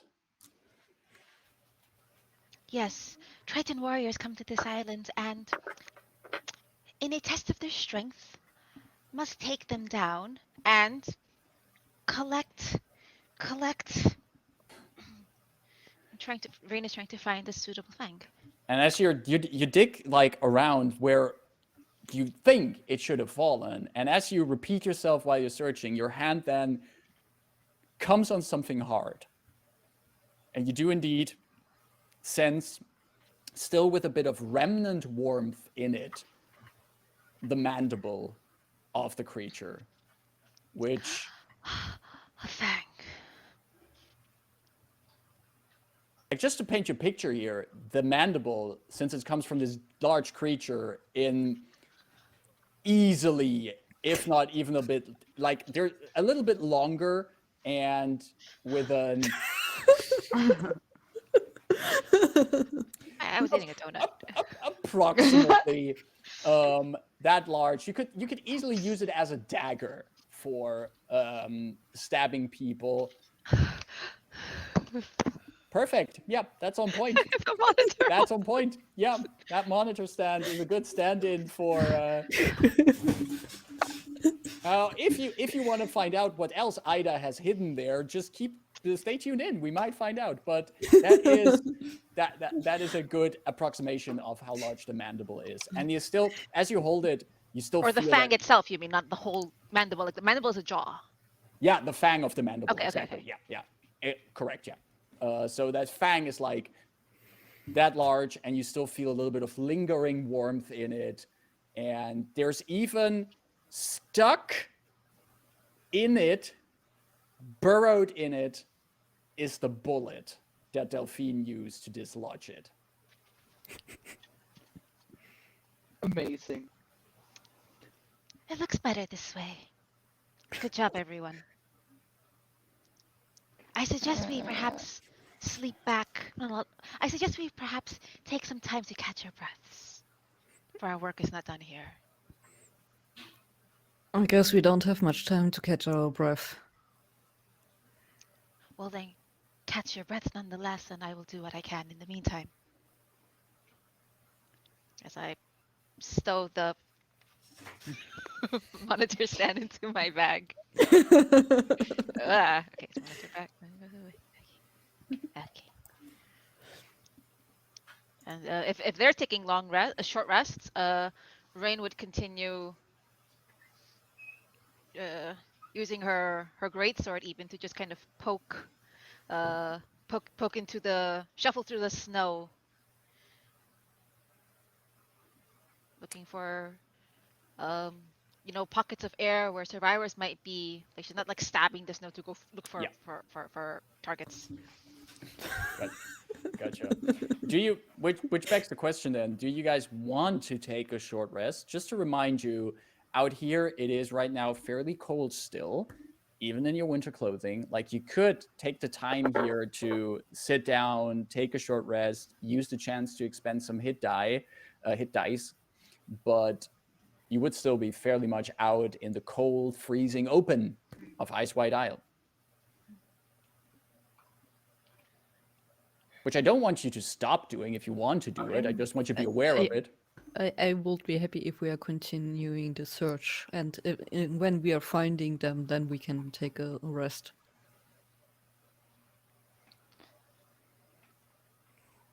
You could set up one of those tents if you wanted to do a short rest. That's a bit more protected. I think Delphine is gonna like stand up and like come back to the rest of the party now and just if we need to push on, I can, but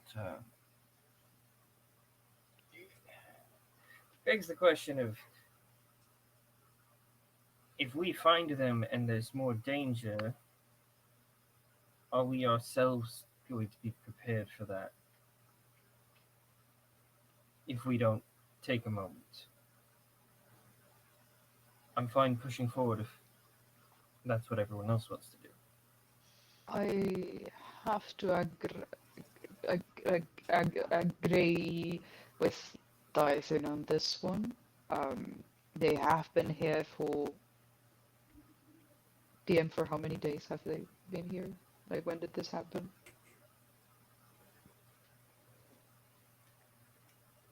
Days? Oh, the survivors. The survivors, Yeah. yeah. The Mhm. It's survivors. like a context one. We've been here for days already. You know, Oh, we're doing great! Only half frozen. like they have been gone for about a week at this point. Okay, What's one more hour or so? my thinking this point. exactly. We'll be no good to them if we're dead ourselves. It would be good to find some shelter. Or Yes. some kind of... Maybe not in the usual feeding grounds of those creatures. Maybe if we can find some kind of something that maybe they can not be right out in the open. Rayn, you seem to know what they were. Do you know how to expect them or avoid them? Rayn is just like very briefly in the privy, just looking around where the next spot would be to start looking, continue her search. Rayn will continue her search regardless of the party rests or not. Well, if you see any large burrows, like, and I gesture at the one the creature just made in escaping, one of those, that is generally a good indication. Tremors tend to precede them. And, well, by that point it might be too late.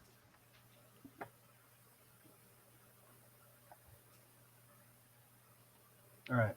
Go rest. I will do what I can. Shall I help you? More the merrier. But in the meantime, is there some like a sheet metal? Because we're in a sort of debris field from the airship, right? Well, I wouldn't call it like a full debris field. It's not like it's scattered with large parts at those points. You found more and more parts of the airship, and they're like in a trail, but it's not a full-blown debris field or anything. So, like, any kind of specific thing you would be looking for? No, otherwise, if there was some sort of sheet to say just an improvised like little hutch, otherwise Rayn would say like, you'd be surprised at how warm snow can be if you get underneath it. But I don't really have much experience in shielding oneself from the cold, I have to say, so I don't have much practical advice for you. Except spend maybe generations in the depths of the sea. That usually does it.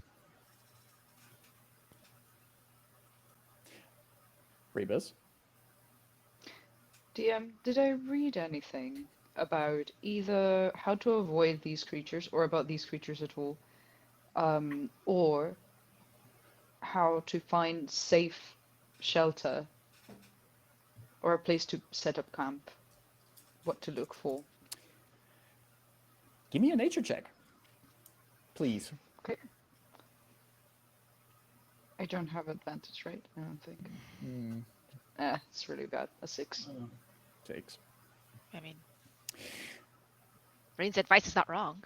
Exactly. That's exactly the thing. It was just not... Rayn's advice overlaps with what you would have found in your research beforehand. And generally, what you could not so much ascertain from your research, but maybe more on your understanding of the situation is if this is a creature that burrows through ground, it might be more sensitive to other vibrations as well. And it would just generally be a good idea to treat softly. Okay. Is it Madrith or Meredith? Madrith. Madrith. Okay. Madrith. We've been saying like both all session. I've forgotten. So Madrith is she like around and like visibly looking hurt? She's visibly like she looks hurt and exhausted, but while you guys are still talking about what to do, she was in the background, like looking around, and she puts down her backpack and she pulls out the set for one of these very low tents that you brought with you. And she's just in the process of just already unfolding it, unflapping it, putting those sticks together, and before you know it, she set up like one of these low tents where you really have to crawl in, and she looks at all of you. I need to take a little bit of rest. I have not the energy to go look for any kind of further shelter. I'm gonna crawl in here, gonna see if I can keep myself a little bit warm in there. And once I caught my breath and processed the fact that I was almost devoured by a fiery millipede, we can Remorhaz. apologies, remorhaz. We can continue this. Space for one more in here, but you have your own tents as well. And she crawls in it, zips it shut, and is in there. Right. I think Dythun's gonna do the same. Set up one of those little tents. It's like super windy here, right? Oh yeah, it's windy. It's windy, yeah. All right. Yeah, he's gonna set up one of those like small little tents, and like before crawling into it, he's gonna go over to Rayn. Do you still have my javelin by any chance? I look over to the place I weakly threw it to the ground, Oh, right, over there. and I walk over and Thank you. it's not very Um, balanced. No, but you know, Hmm. it's maybe I'll get more used to it. Thank you. You all did admirably. You wield it with enthusiasm. I like that. It's more of it's more being playful with it than actual any sort of proficiency. Believe me. Well, Anyway, go get rest. I'll see what I can find. Yes. Yeah, There's room. Same. There's room in here if anyone else needs to rest. before Rayn and I are going further to look a bit more around before returning back to the group, I wanna basically tap a bit on Madrith's tent. And if she opens, Zip, unzips. yeah, I'm holding basically my flask with my travel whiskey and in front of her face. It's the flask is not clear, so I would say, yeah, take a bit of this. This will warm you up. She's like, she opened the tent and she's like now lying on her side, looking out of the tent. She sees you give that flask over. She takes it, puts the top off, inhales, takes a sip, closes it again, hands it back to you. Thank you. Welcome.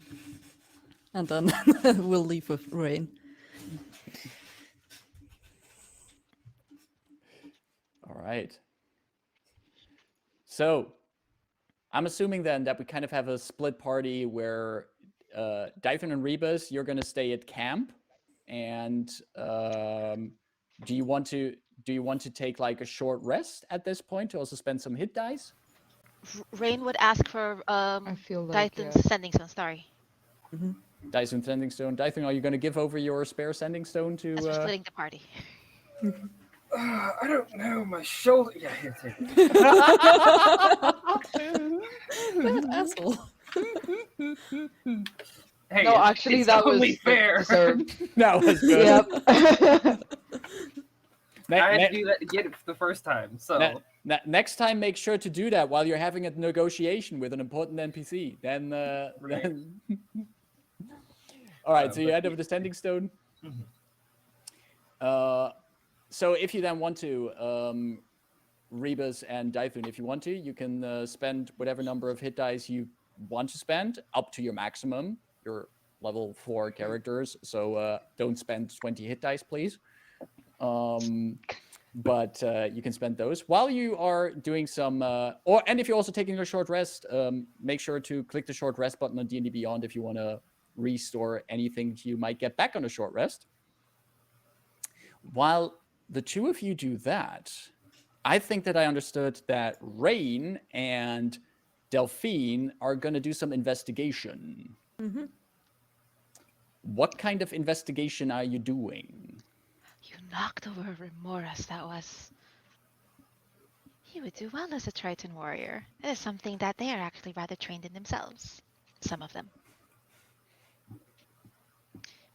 You're not actually a Triton, are you?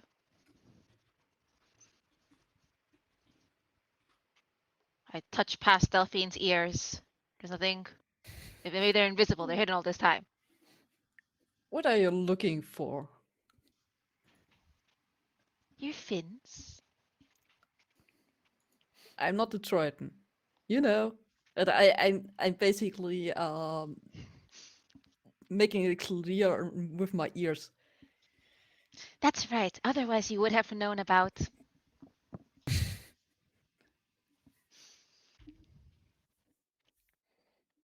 Let's see.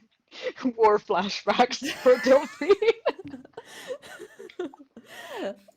Let's look about these people, or I will touch your ears again and make you swift back. Be careful, I might like it as I march forward.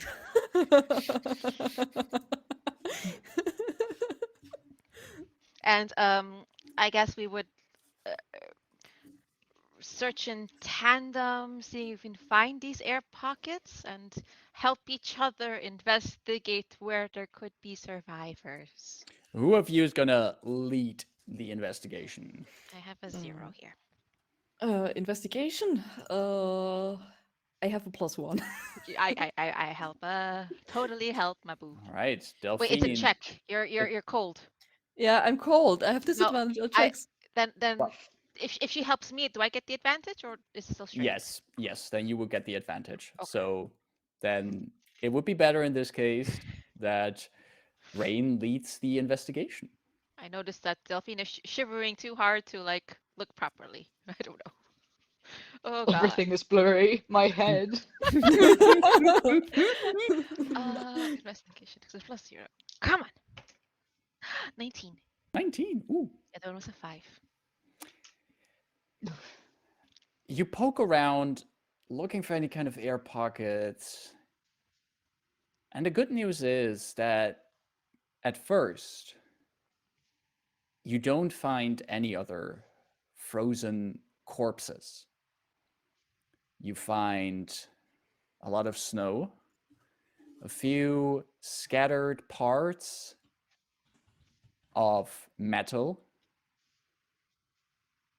where you like sometimes to make sure that it's not moving, you tap it a few times, and there comes this rhythmic ding, ding, ding, ding, ding, ding. Sometimes you have larger pieces that you tap, and there's like you find this bit of saw wood airship hull underneath a snowdrift. And you tap that as well, and there's a bonk, bonk, bonk, bonk.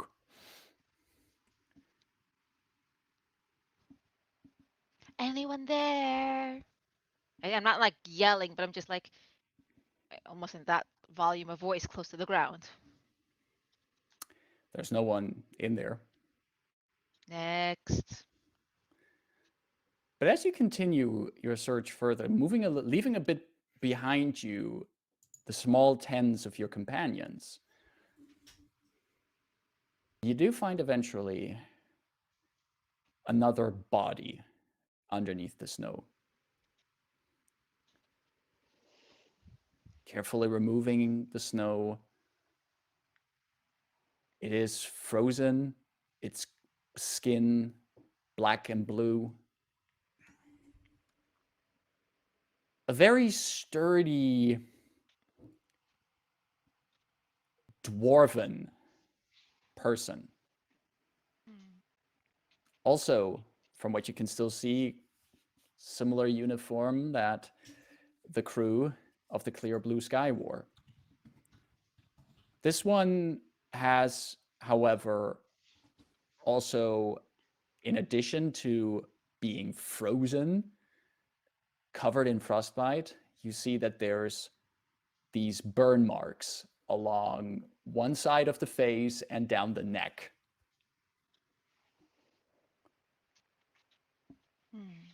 Does it look as if one of these worms have attacked them? Or the ship went down and burnt in a ball of burning flames, unfortunately. If the creature was here, this body would not be here.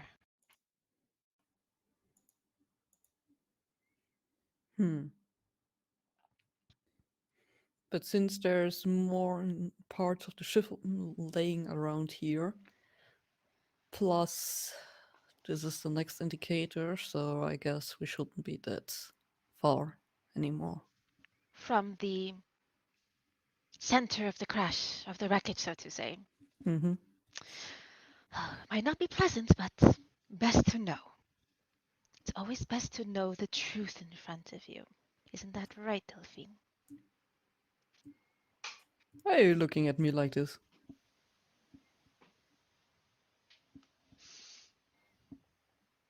I can look at you any way I choose. Please look into a different direction.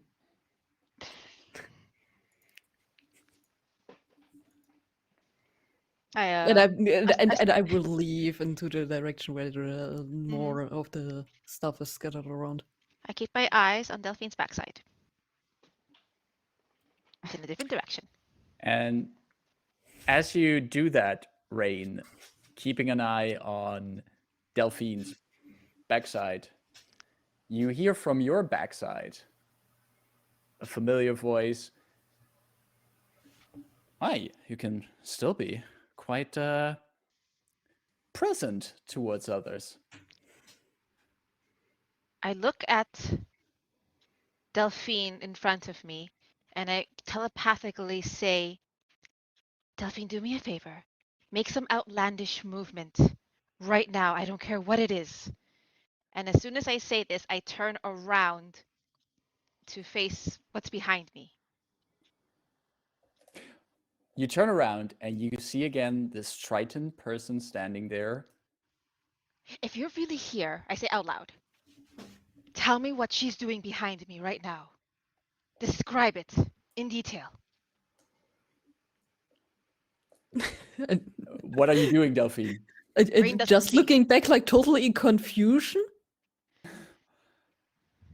You see the Triton person look at you, and he says, "But wait, it's just you here. What? You don't see her. Who? It's just my arm behind me. Her. There's just snow here. Where is?" And as he says that, the image vanishes again. Ugh. But as that happens, I would like both Delphine and Rayn to make a perception check, please. Disadvantage, girl. Sorry. cool, Go ahead, Mason. cool. Perception. 16.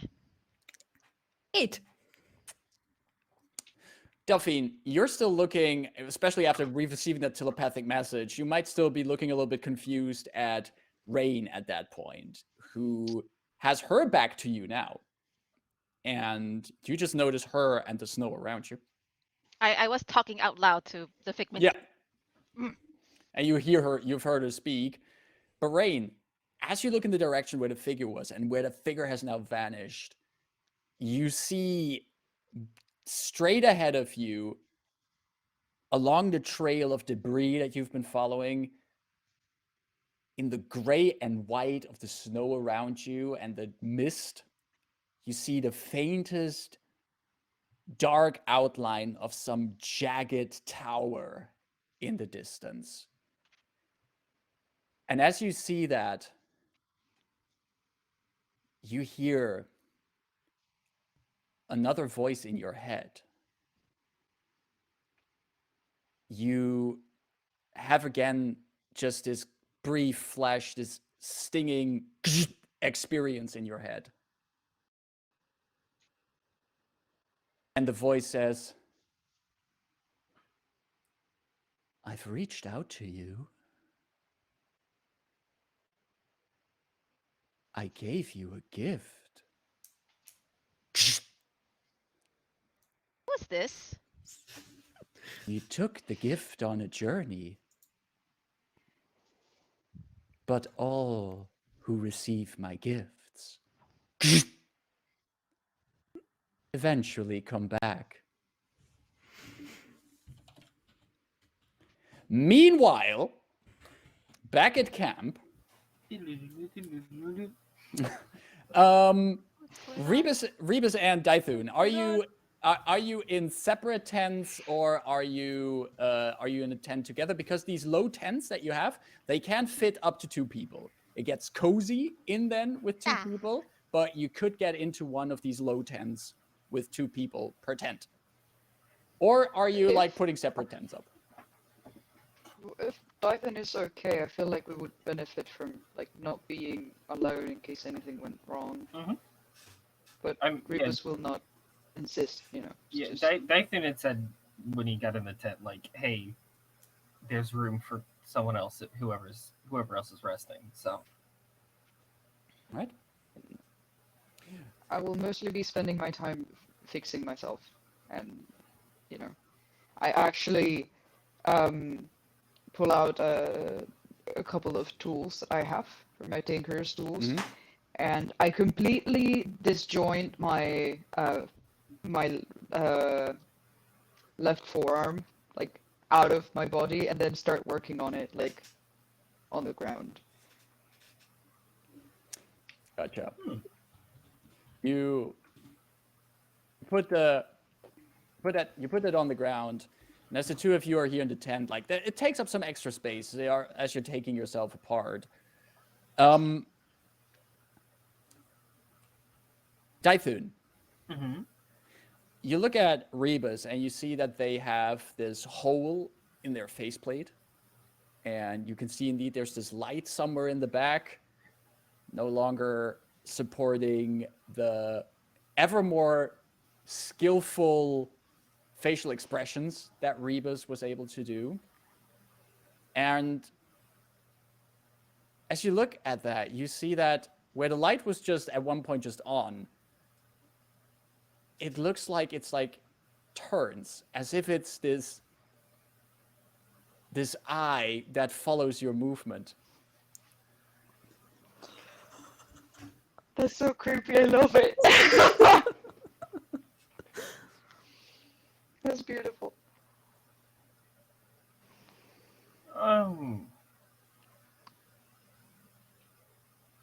Rebus, Yes. I have a strange question to ask you. Right. Are you tracking my movement, or are you watching your arm? Oh, I guess both. I never Is never the light, considered that. is it like going back and forth, or is it just watching me? It's like seems like it's like watching you. I never really considered I was. It's just something that happens, if that makes sense. Yeah, but there's like a light, and Well, I'm sorry yeah, if this is like offensive. I swear it's like well, staring no, at it's me. just, and I like put my right hand like through the hole to like You did so. un You don't like need to pull do it that. out. It's It's like, fine. No, you know what? It's fine. Don't do that. That looks like it hurts. Actually, it's totally fine.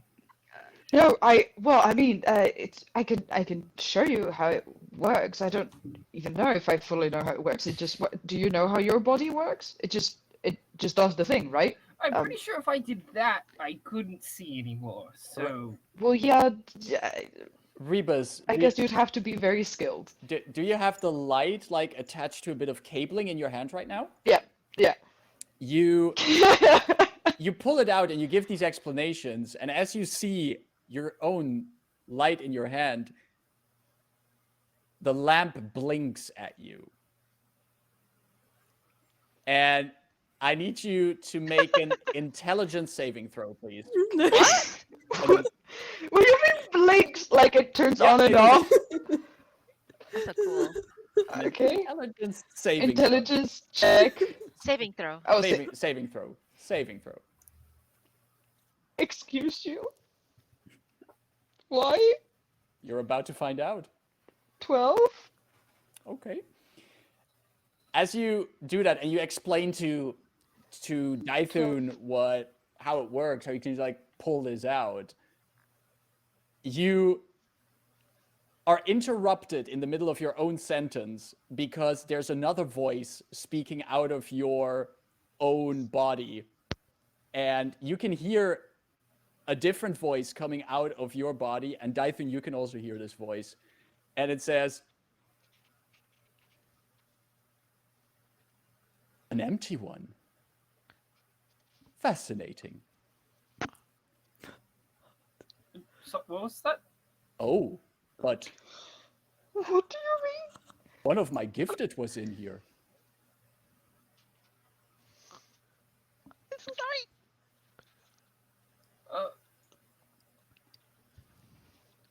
Is that you also, Rebus? No. No, it's not. Who is this? Are you in my component? What are you doing here? I don't think that's safe. It's not hygienic. Personal space.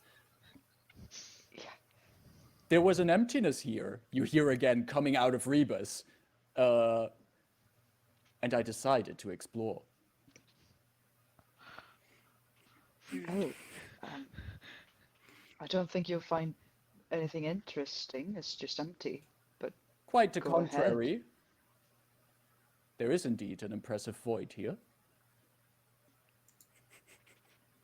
But someone has been exploring it, trying to find what was once there.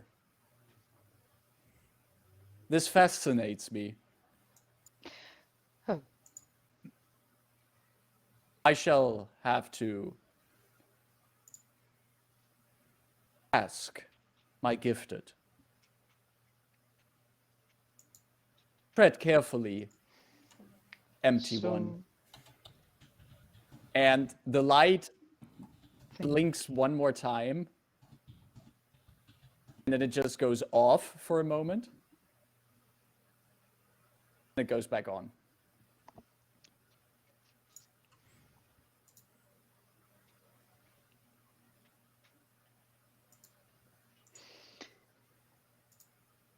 I'm so sorry about that, Dythun. Are you okay?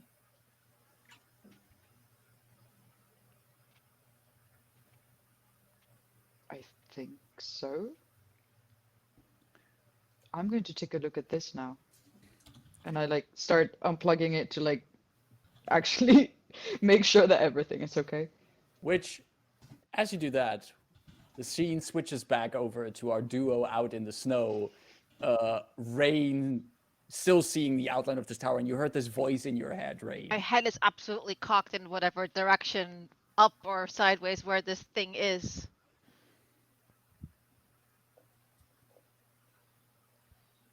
I turn around to Delphine. I suppose you don't see a giant tower over there. Do I see the giant tower over there? As it is pointed out to you, you do see indeed at the far edges behind the mist and snow an outline of a tower. Yes, I see it. Did you see someone in front of me? No. I look down. There's no footprints, no prints? I know that I have some problems with the cold, and it's not nice. But is the cold messing with your head? Of all the things that do mess with my head, the cold is not one of them. Just making sure. How considerate. Well, I am hallucinating. But that tower I saw much further back. As if it was right in front of me.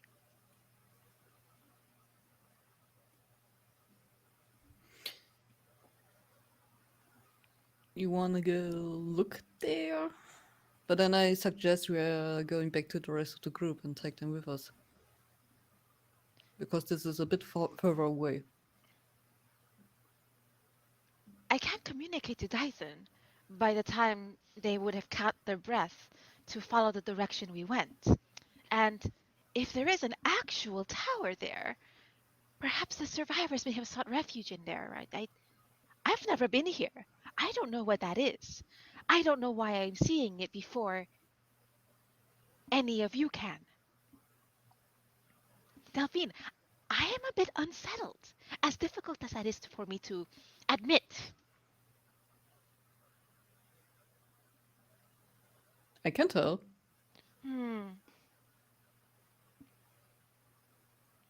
Okay, let's tell Dyphon and so that they're getting themselves ready.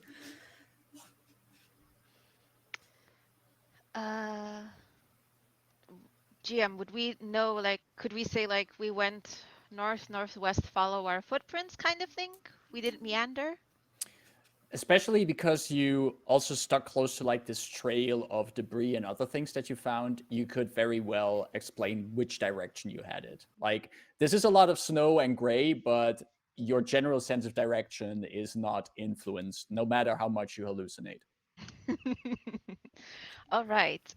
This is a generic behaving sending stone with 25 word limit once a day. Yes. Doobie. So I'll pull out the sending stone from my pocket and activate it. I don't really have a helper for this. So that tower. Delphine sees it too. Follow our tracks. Perhaps some survivors sought refuge there. We're heading there too. And Dyphon, you have the other end of the sending stone. And while you just finished witnessing a light from Eye Rebus talk in a strange voice, you notice that coming in through your other sending stone, you hear those words from Rayn coming into your head. Voices! Like, initial reaction is just like, oh, no, oh. Right.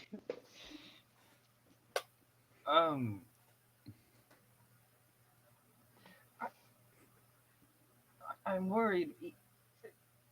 Rayn might be hallucinating again.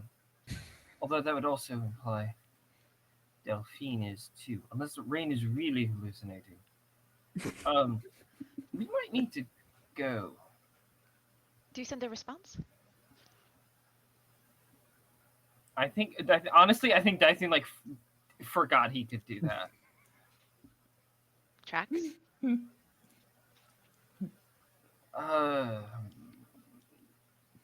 It's not the sending stone doesn't say it out loud, right? It says it like to the mind of the. Okay. I think we need to. It doesn't sound like they're coming back. I think they want us to go follow them. Okay. Let me put myself back together and maybe let Mages, yes.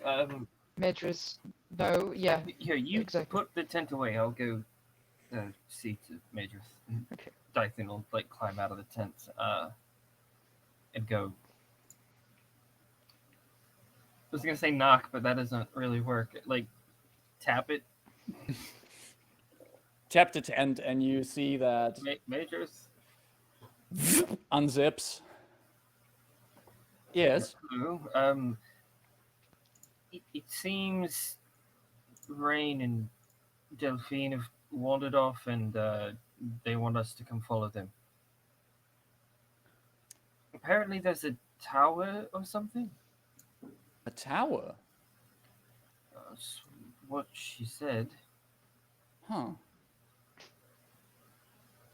Well, a tower sounds like a place where survivors might hide out. That's Yes. Let's see what they found. And she like pulls herself out of the tent and with experience and skill like removes the sticks, any kind of contraption that keeps it aloft, folds it back up and has it like back into a neat package. Like to anyone who's ever gone camping, like she's almost done the impossible of like neatly putting the tent back into its carrying bag without having to force it back in there. Straps killer. And it's all back stowed, and she's as good as ready to go. Can I like attempt to do the same thing with our tent? I would advise to do so once Rebus is out. But I'm Transformers. Well, yeah. You know, fun. But once Rebus is like put themselves back together and would be out of tent, you can attempt so. And considering that you might have also have experience with putting tents together, I'd say give me wow, this is a skill check I didn't think anyone would ever have to do. Packing. Acrobatics. Give me Dexterity check? yeah, give me a choice of your like I mean dexterity gets close. Just intelligence. Like follow the asinine instructions and the arrows where the fuck this thing is going. How about let's do an this is an athletics checks, but instead of using your strength, this uses your dexterity. So just my proficiency bonus. a d20 plus your proficiency, and I'd say you have advantage on this because this is not the first time packing tents for you. You were in the field. You're a soldier. You know how to do these kind of things, or at least should know them. This is much more important than any attack roll I made. Absolutely. That's dirty 20. Nice. Dirty 20. And once Rebus is out and you start putting them back together, at least just as swiftly as Madrith did it, you've packaged it back up, back into its packaging.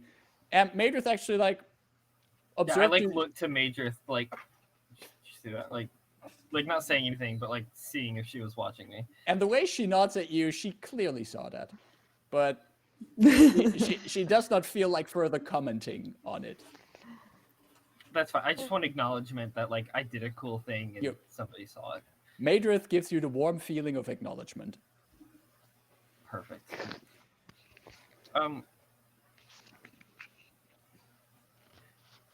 So we need to go.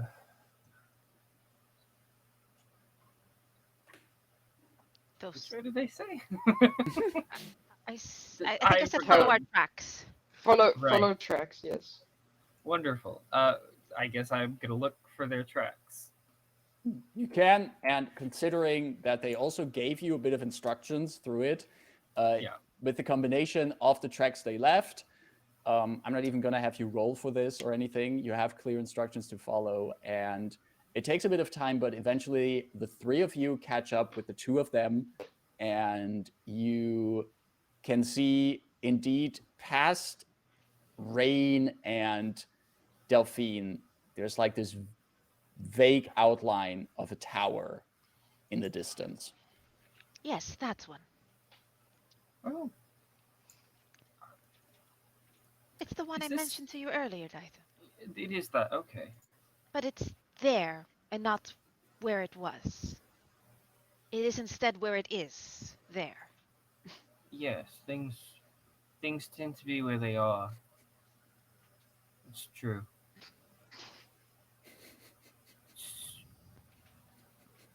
Everyone else sees this too, right? Madrid Yeah. says, yes, I do see the tower where it is. Over there. Right. And nobody else saw it before, correct? Not when I mentioned it to you earlier. Right. Interesting.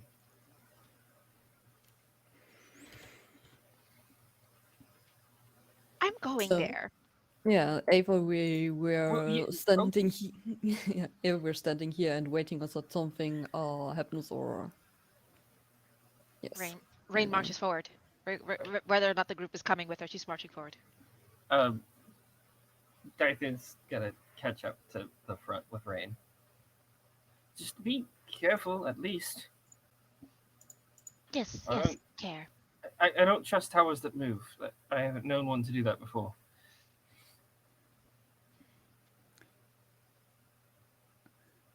And you move further ahead, following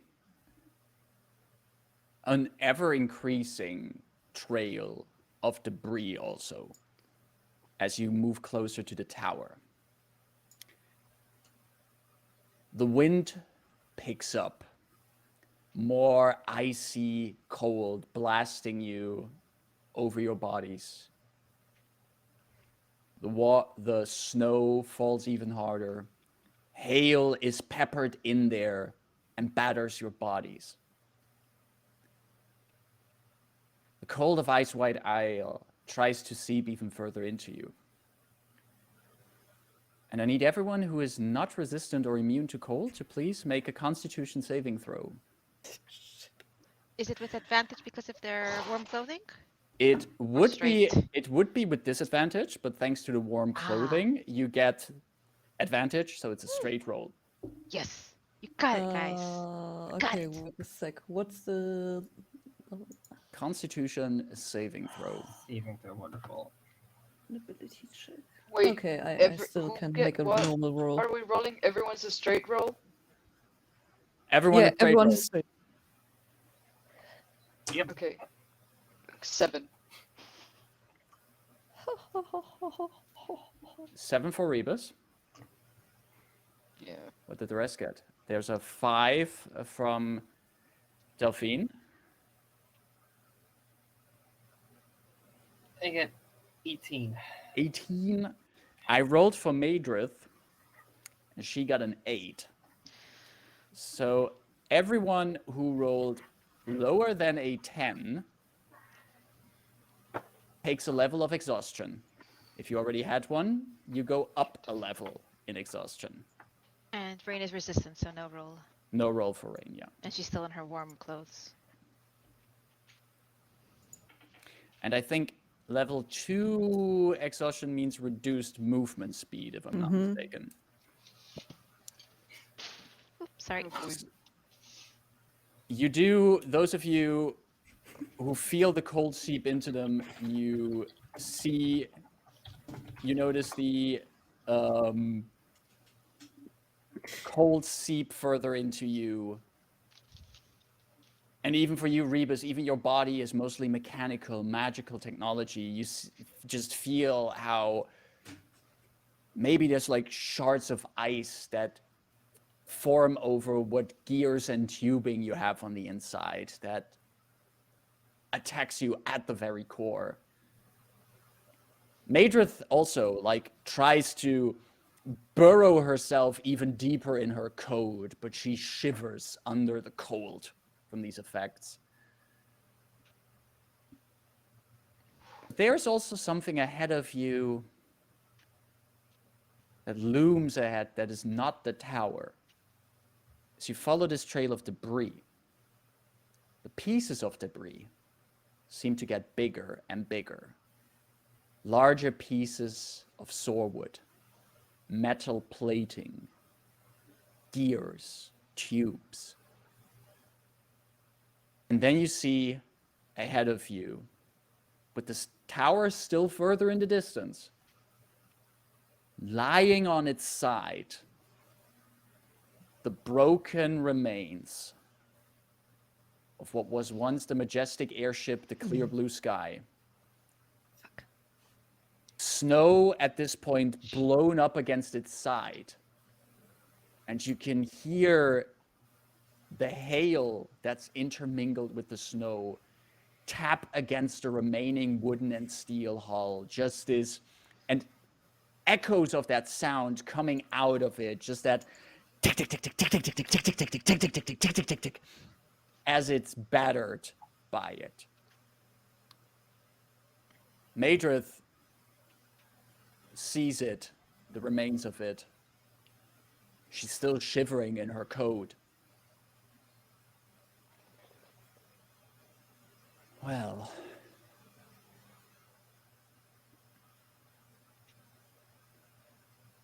I thought I was prepared to see this. Turns out I wasn't.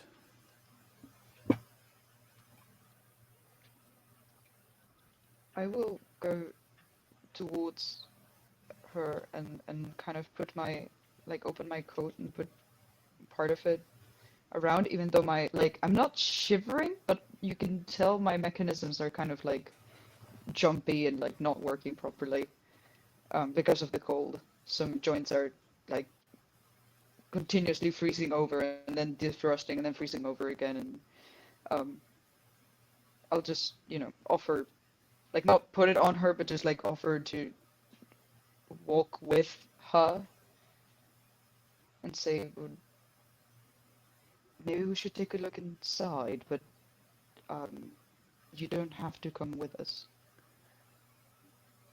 She looks at you. I do have to come with you.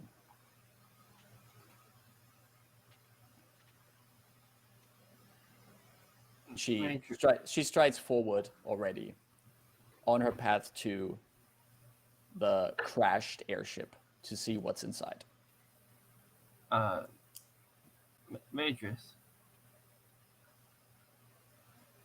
Yes.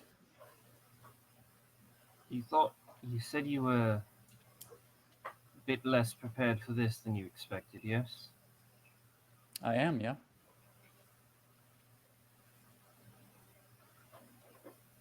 It's going to be worse if you're expecting to be okay to find someone else. Are you sure you're okay for that? No, but what point is there in fussing about that now? Fair enough.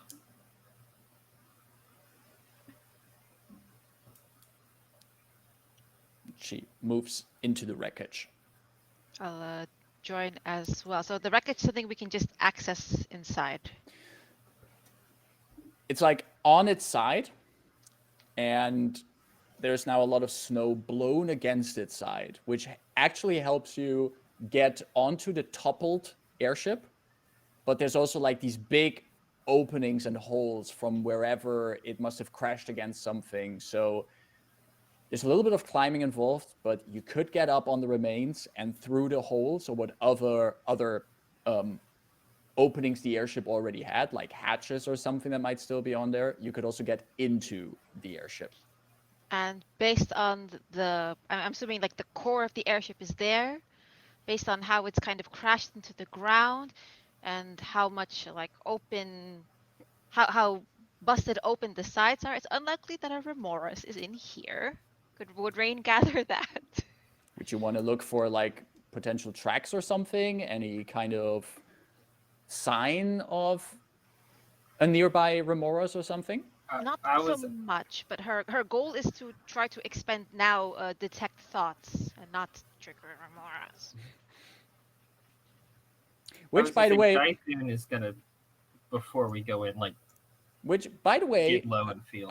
an interesting Okay, little tidbit about detect thoughts, by the way, which I have to correct myself from last session. Last session, the detect thoughts seem to also pick up like the remorhaz, which, according to the spell description, picks up certain intelligence levels. But there's another requirement for detect thoughts. The creature needs to have a certain intelligence, and it needs to be able to speak a language. So, which a remorhaz cannot. So, could I then just get a freebie for detect thoughts and say, or I will extend the spells. I'm saving a spell slots. You tell me. I mean, you can still just use detect thoughts, but I'm just explaining it Oh, so that to clarify. That this wouldn't happen again. Yeah, exactly. I was just basically explaining, hey, I didn't read the spell last time. Now I did, and this is how the spell is supposed to work. That was one special remorhaz. So if I see Dythune lean down and stick their hand into the snow, is it warm down there? Is it warm down there? Warm. How warm?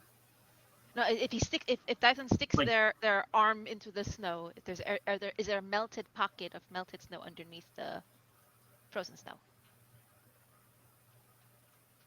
You want to? Yeah.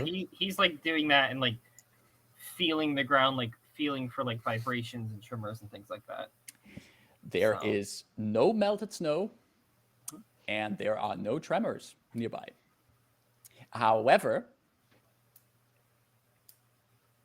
could both Dythune and Rayn, since you're invested in this, give me a perception check, please? Mine, we're not exhausted, so yay. You're rolling well. 16. Oh, thank you. 16. 15. 15. So. Uh-oh. Marcus muted himself. There he goes. There is no melted snow. There are no tremors. But you do see on one part where the airship lies on its side, there is outside of the hull, the outside of the hull is completely shattered. And it's just shattered upwards, leaving this large hole in the side. And at the bottom, there is a circular hole in the ground, as if something emerged from the ground and battered into the side of the ship. That's what you said to look out for, wasn't it? That is exactly what I mentioned. There's also something else you see. You see, around that hole, you see blood stains, similar to the blood that Dythune might still have on him, on his clothing. And there's also these bluish chitin plates, similar to the remorhaz you faced. There's a few dismembered remorhaz legs around the hole. And you can see lying towards the inside of the crashed airship, you see there's a body next to the hole. I look at Dythune and I start running with or a Dythune. giant. A regular-sized body is there. Okay. Yeah, Dythune's like breaking into like a jog to go Likewise. see what that is. Like Rayn made eye contact with Dythune as we both noticed this, and I think we're both moving together. Okay. You get over there. You notice that around the hole, also, the snow that is around there is not melted. It's not warm. There's not like any fresh presence in that regard. And as you move towards it, you see next to the body lies a large humanoid figure, dressed also in winter's clothing, but there is the entire upper body is completely, the clothing is burned away. Edges of the clothing are burned into the skin. And there is also just these full-on third-degree burns, nothing left of the skin, blood, going up all the way up to the mouth of this person who's of orcish descent, lying next to it, and the corpse is still holding with one of its hands, holds on to this giant great axe it was holding. It's almost as if the cold has now frozen the fingers to the steel of the great axe. And the face of this one is familiar to you. This The Death Gates Guild? Ooh. this is the We had large names. fighter who was at the Sharn Chicken to some of you introduced as Gorashta, Yes. the orcish member of the group. That guy that tried to yeah, I remember. Yeah. And here is his boiled, burned, dead body. Well, this is a bit disproportionate, but nonetheless. Well, I dare say, if a remorhaz came in here and already wreaked havoc, I'm looking around this empty space, I think it's rather unlikely that it would return so soon. And in that regards, this would still make better refuge than being, and I gesture to my hand, out there.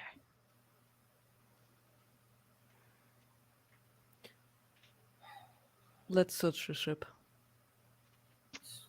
If It's I may, also go ahead. it's also good reason to believe any other survivors probably went to that tower if they can see it too. Fleeing from this. Anyone here? Here, here, here, echoing on the inside of the broken ship. Still hearing the hail battering the outside, but there's no response to your shouting, Rayn. I could expend magic to see if there's any life capable of proper thinking. But then I'm quite tapped. Should we take some time to search the ship? The Let's- old-fashioned let- way. Yes. Let's search with our eyes first, yeah. Yes. Hmm. This ship had several levels, so we can take our time for now. I'm looking also at my battered companions. Perhaps gather whatever supplies they haven't been removed yet either. We'll need them as much as we'll need them to help anyone else that did survive in the end now. That's not too macabre, is it? Well, Madrith has also walked up to you at this point, also looking at the body of Gorashta. She doesn't recognize him in any way, but she listens to what you're saying, Rayn. I do not think that this is a matter of discussing how macabre something is. This is a dire situation. wasn't Whatever. going to stop me. I had a feeling it wouldn't. If there are still any survivors, if there's still any kind of goods or resources we can use on here, we should find them. Whatever remains of the clear blue sky can at least be partially fortified, should we want to have some kind of base camp. The tower doesn't seem that far away anymore.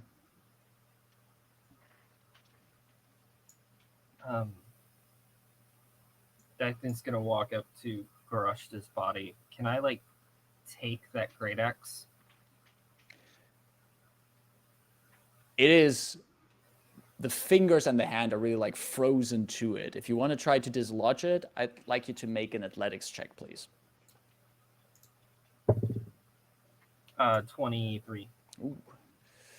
You pull it out, the frozen fingers snapping back as you pull the great axe out, and there's still some frozen skin attached to it as you pull it off the body. Can I tell if this looks like it was used to like attack one of the Oh. remorhazes? You can see, especially with your knowledge of weapons and Mhm. your very recent encounter with one of these, you can see that at least one of the blades of the great axe, they have like these two blades, Mm-hmm. is slightly charred and even molten on one side.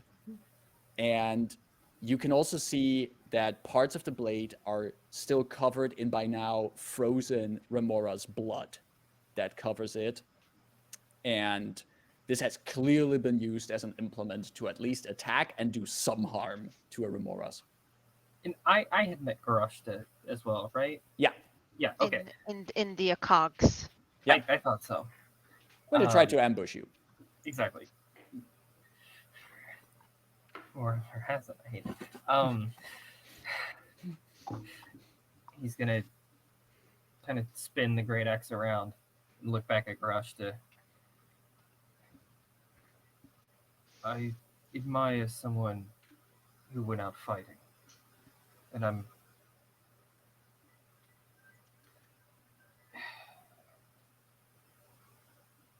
Whatever trace of you remains here,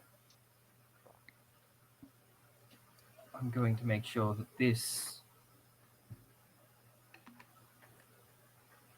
isn't left here in vain. He's gonna attach it to his back. Maybe we'll get to finish one off.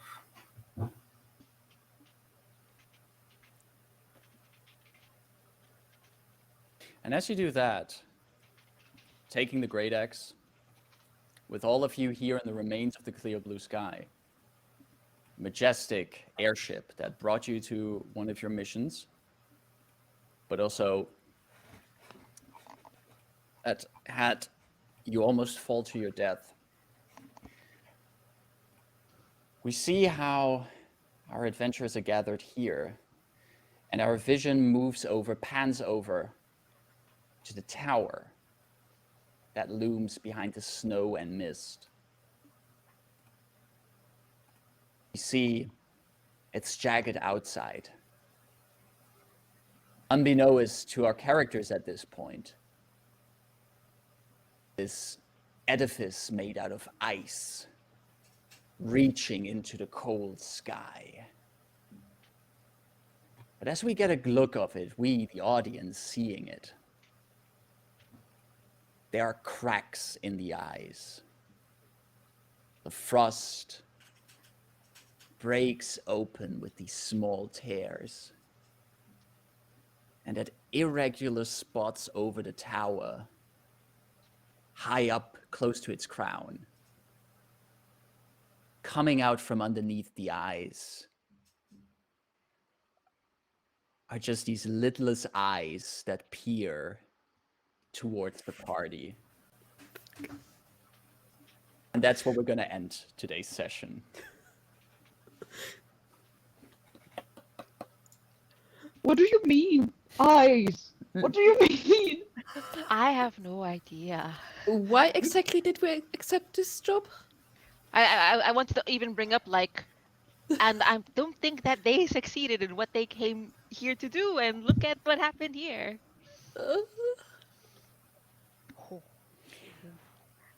All I know Well- is I got an axe.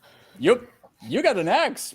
And you guys survived the frost millipede. I'm sorry, the remorhaz. But And now it's pertinent to say what it is. exactly. All right. Good job there on surviving that fight. Were we us. close? You want to know how close you were to actually killing it? I don't know if I want to, because I missed like 3 attacks in a row on it. I would have pumped more into it. I didn't do a single damage point. But Serial, you did make sure that Madrith did not fall to her death or something. Pooh. So I know. Very important. I'm not.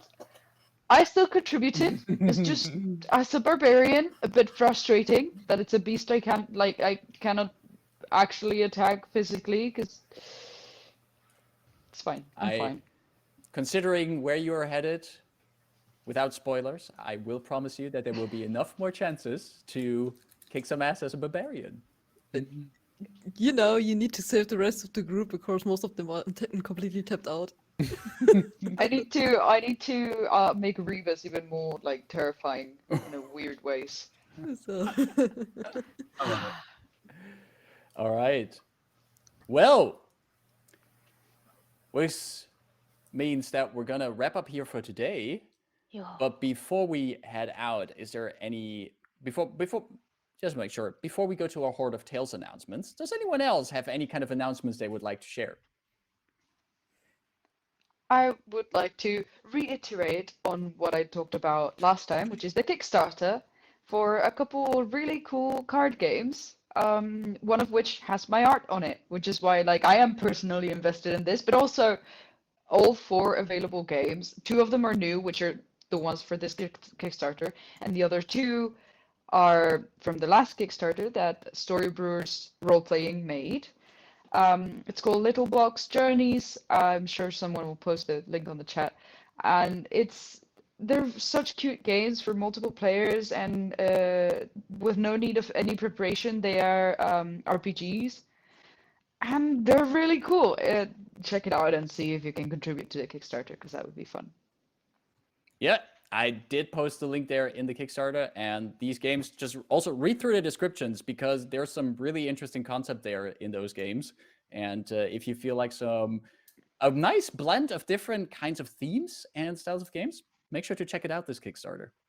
Super interesting. And of course, because of, especially for Decaying Orbit, the art that Serio contributed, super cool. It looks amazing. It's also totally my kind of game. Mm-hmm. But yeah, they have really like well summarized descriptions of the game, so you can just read those, see if any of them calls your attention. All right. Yep. Anything else from anyone out here? Not Horde of Tales related. Well, what we do have, indeed, regarding World of Tales related, this is not our only stream this week, because we will be back this week on Thursday already. And on Thursday, we're going to have Ida in the seat of Game Master for a game of 3 kobolds in a trench coat. Yay! We're going to be No, 3 kobolds in a trench coat, and with we, I mean that I will be there as well. But what is really exciting is we're going to have 2 other players here as well from Desses and Dragons. Indrani and Shubham will join us for our chaotic, fun little game of a bunch of trash dragons. Yes. How are you looking forward to that, Ida? Very, very much so. If you weren't here at the start, 3 kobolds in the trench coat is an existing like trope in D&D, but this is an actual indie TTRPG game. It's like very small, no preparation from the player side sort of needed game, and 3 kobolds will climb into a trench coat, and they have things that they're good at, things that they're not so good at, and they are going to try to shenanigan their ways through some challenge while trying not to be discovered that they are indeed 3 kobolds in a trench coat. That sounds interesting and like the perfect setup for some strange shenanigans, and I am already very excited to see what we're gonna end up doing, especially also because my fellow players in that are fantastic role players as well, and I can't wait to play 3 kobolds in a trench coat together with them and with Ida as well. Yeah. Also, there's still a giveaway going. We still do have a giveaway going for 6 more days on 2 individual D&D Beyond codes that we're giving away. If you want to make a chance, you can type giveaway in chat to get the link to the giveaway. Basically, what you can win is either a D&D Beyond gift code for The Wild Beyond the Witchlight, a beautiful adventure based in the Feywild. And there's a lot of carnival going on in there as well. Interesting NPCs as well. If you want to see some very interesting setup and ensemble for an adventure, it's fantastic. And also, we're giving away a D&D Beyond code for Eberron Rising from the Last War, which is the 5th edition sourcebook for Eberron, if you want to run your own adventures in it. Lots of character options, lots of setting information on Eberron. So if you want to participate, feel free to join. Still 6 days to go. And I think, if I'm not mistaken, we're going to announce the winners of that on the stream for next week, Tuesday, then, on our Convergence Manifesto stream. That sounds So right. you still have time till then.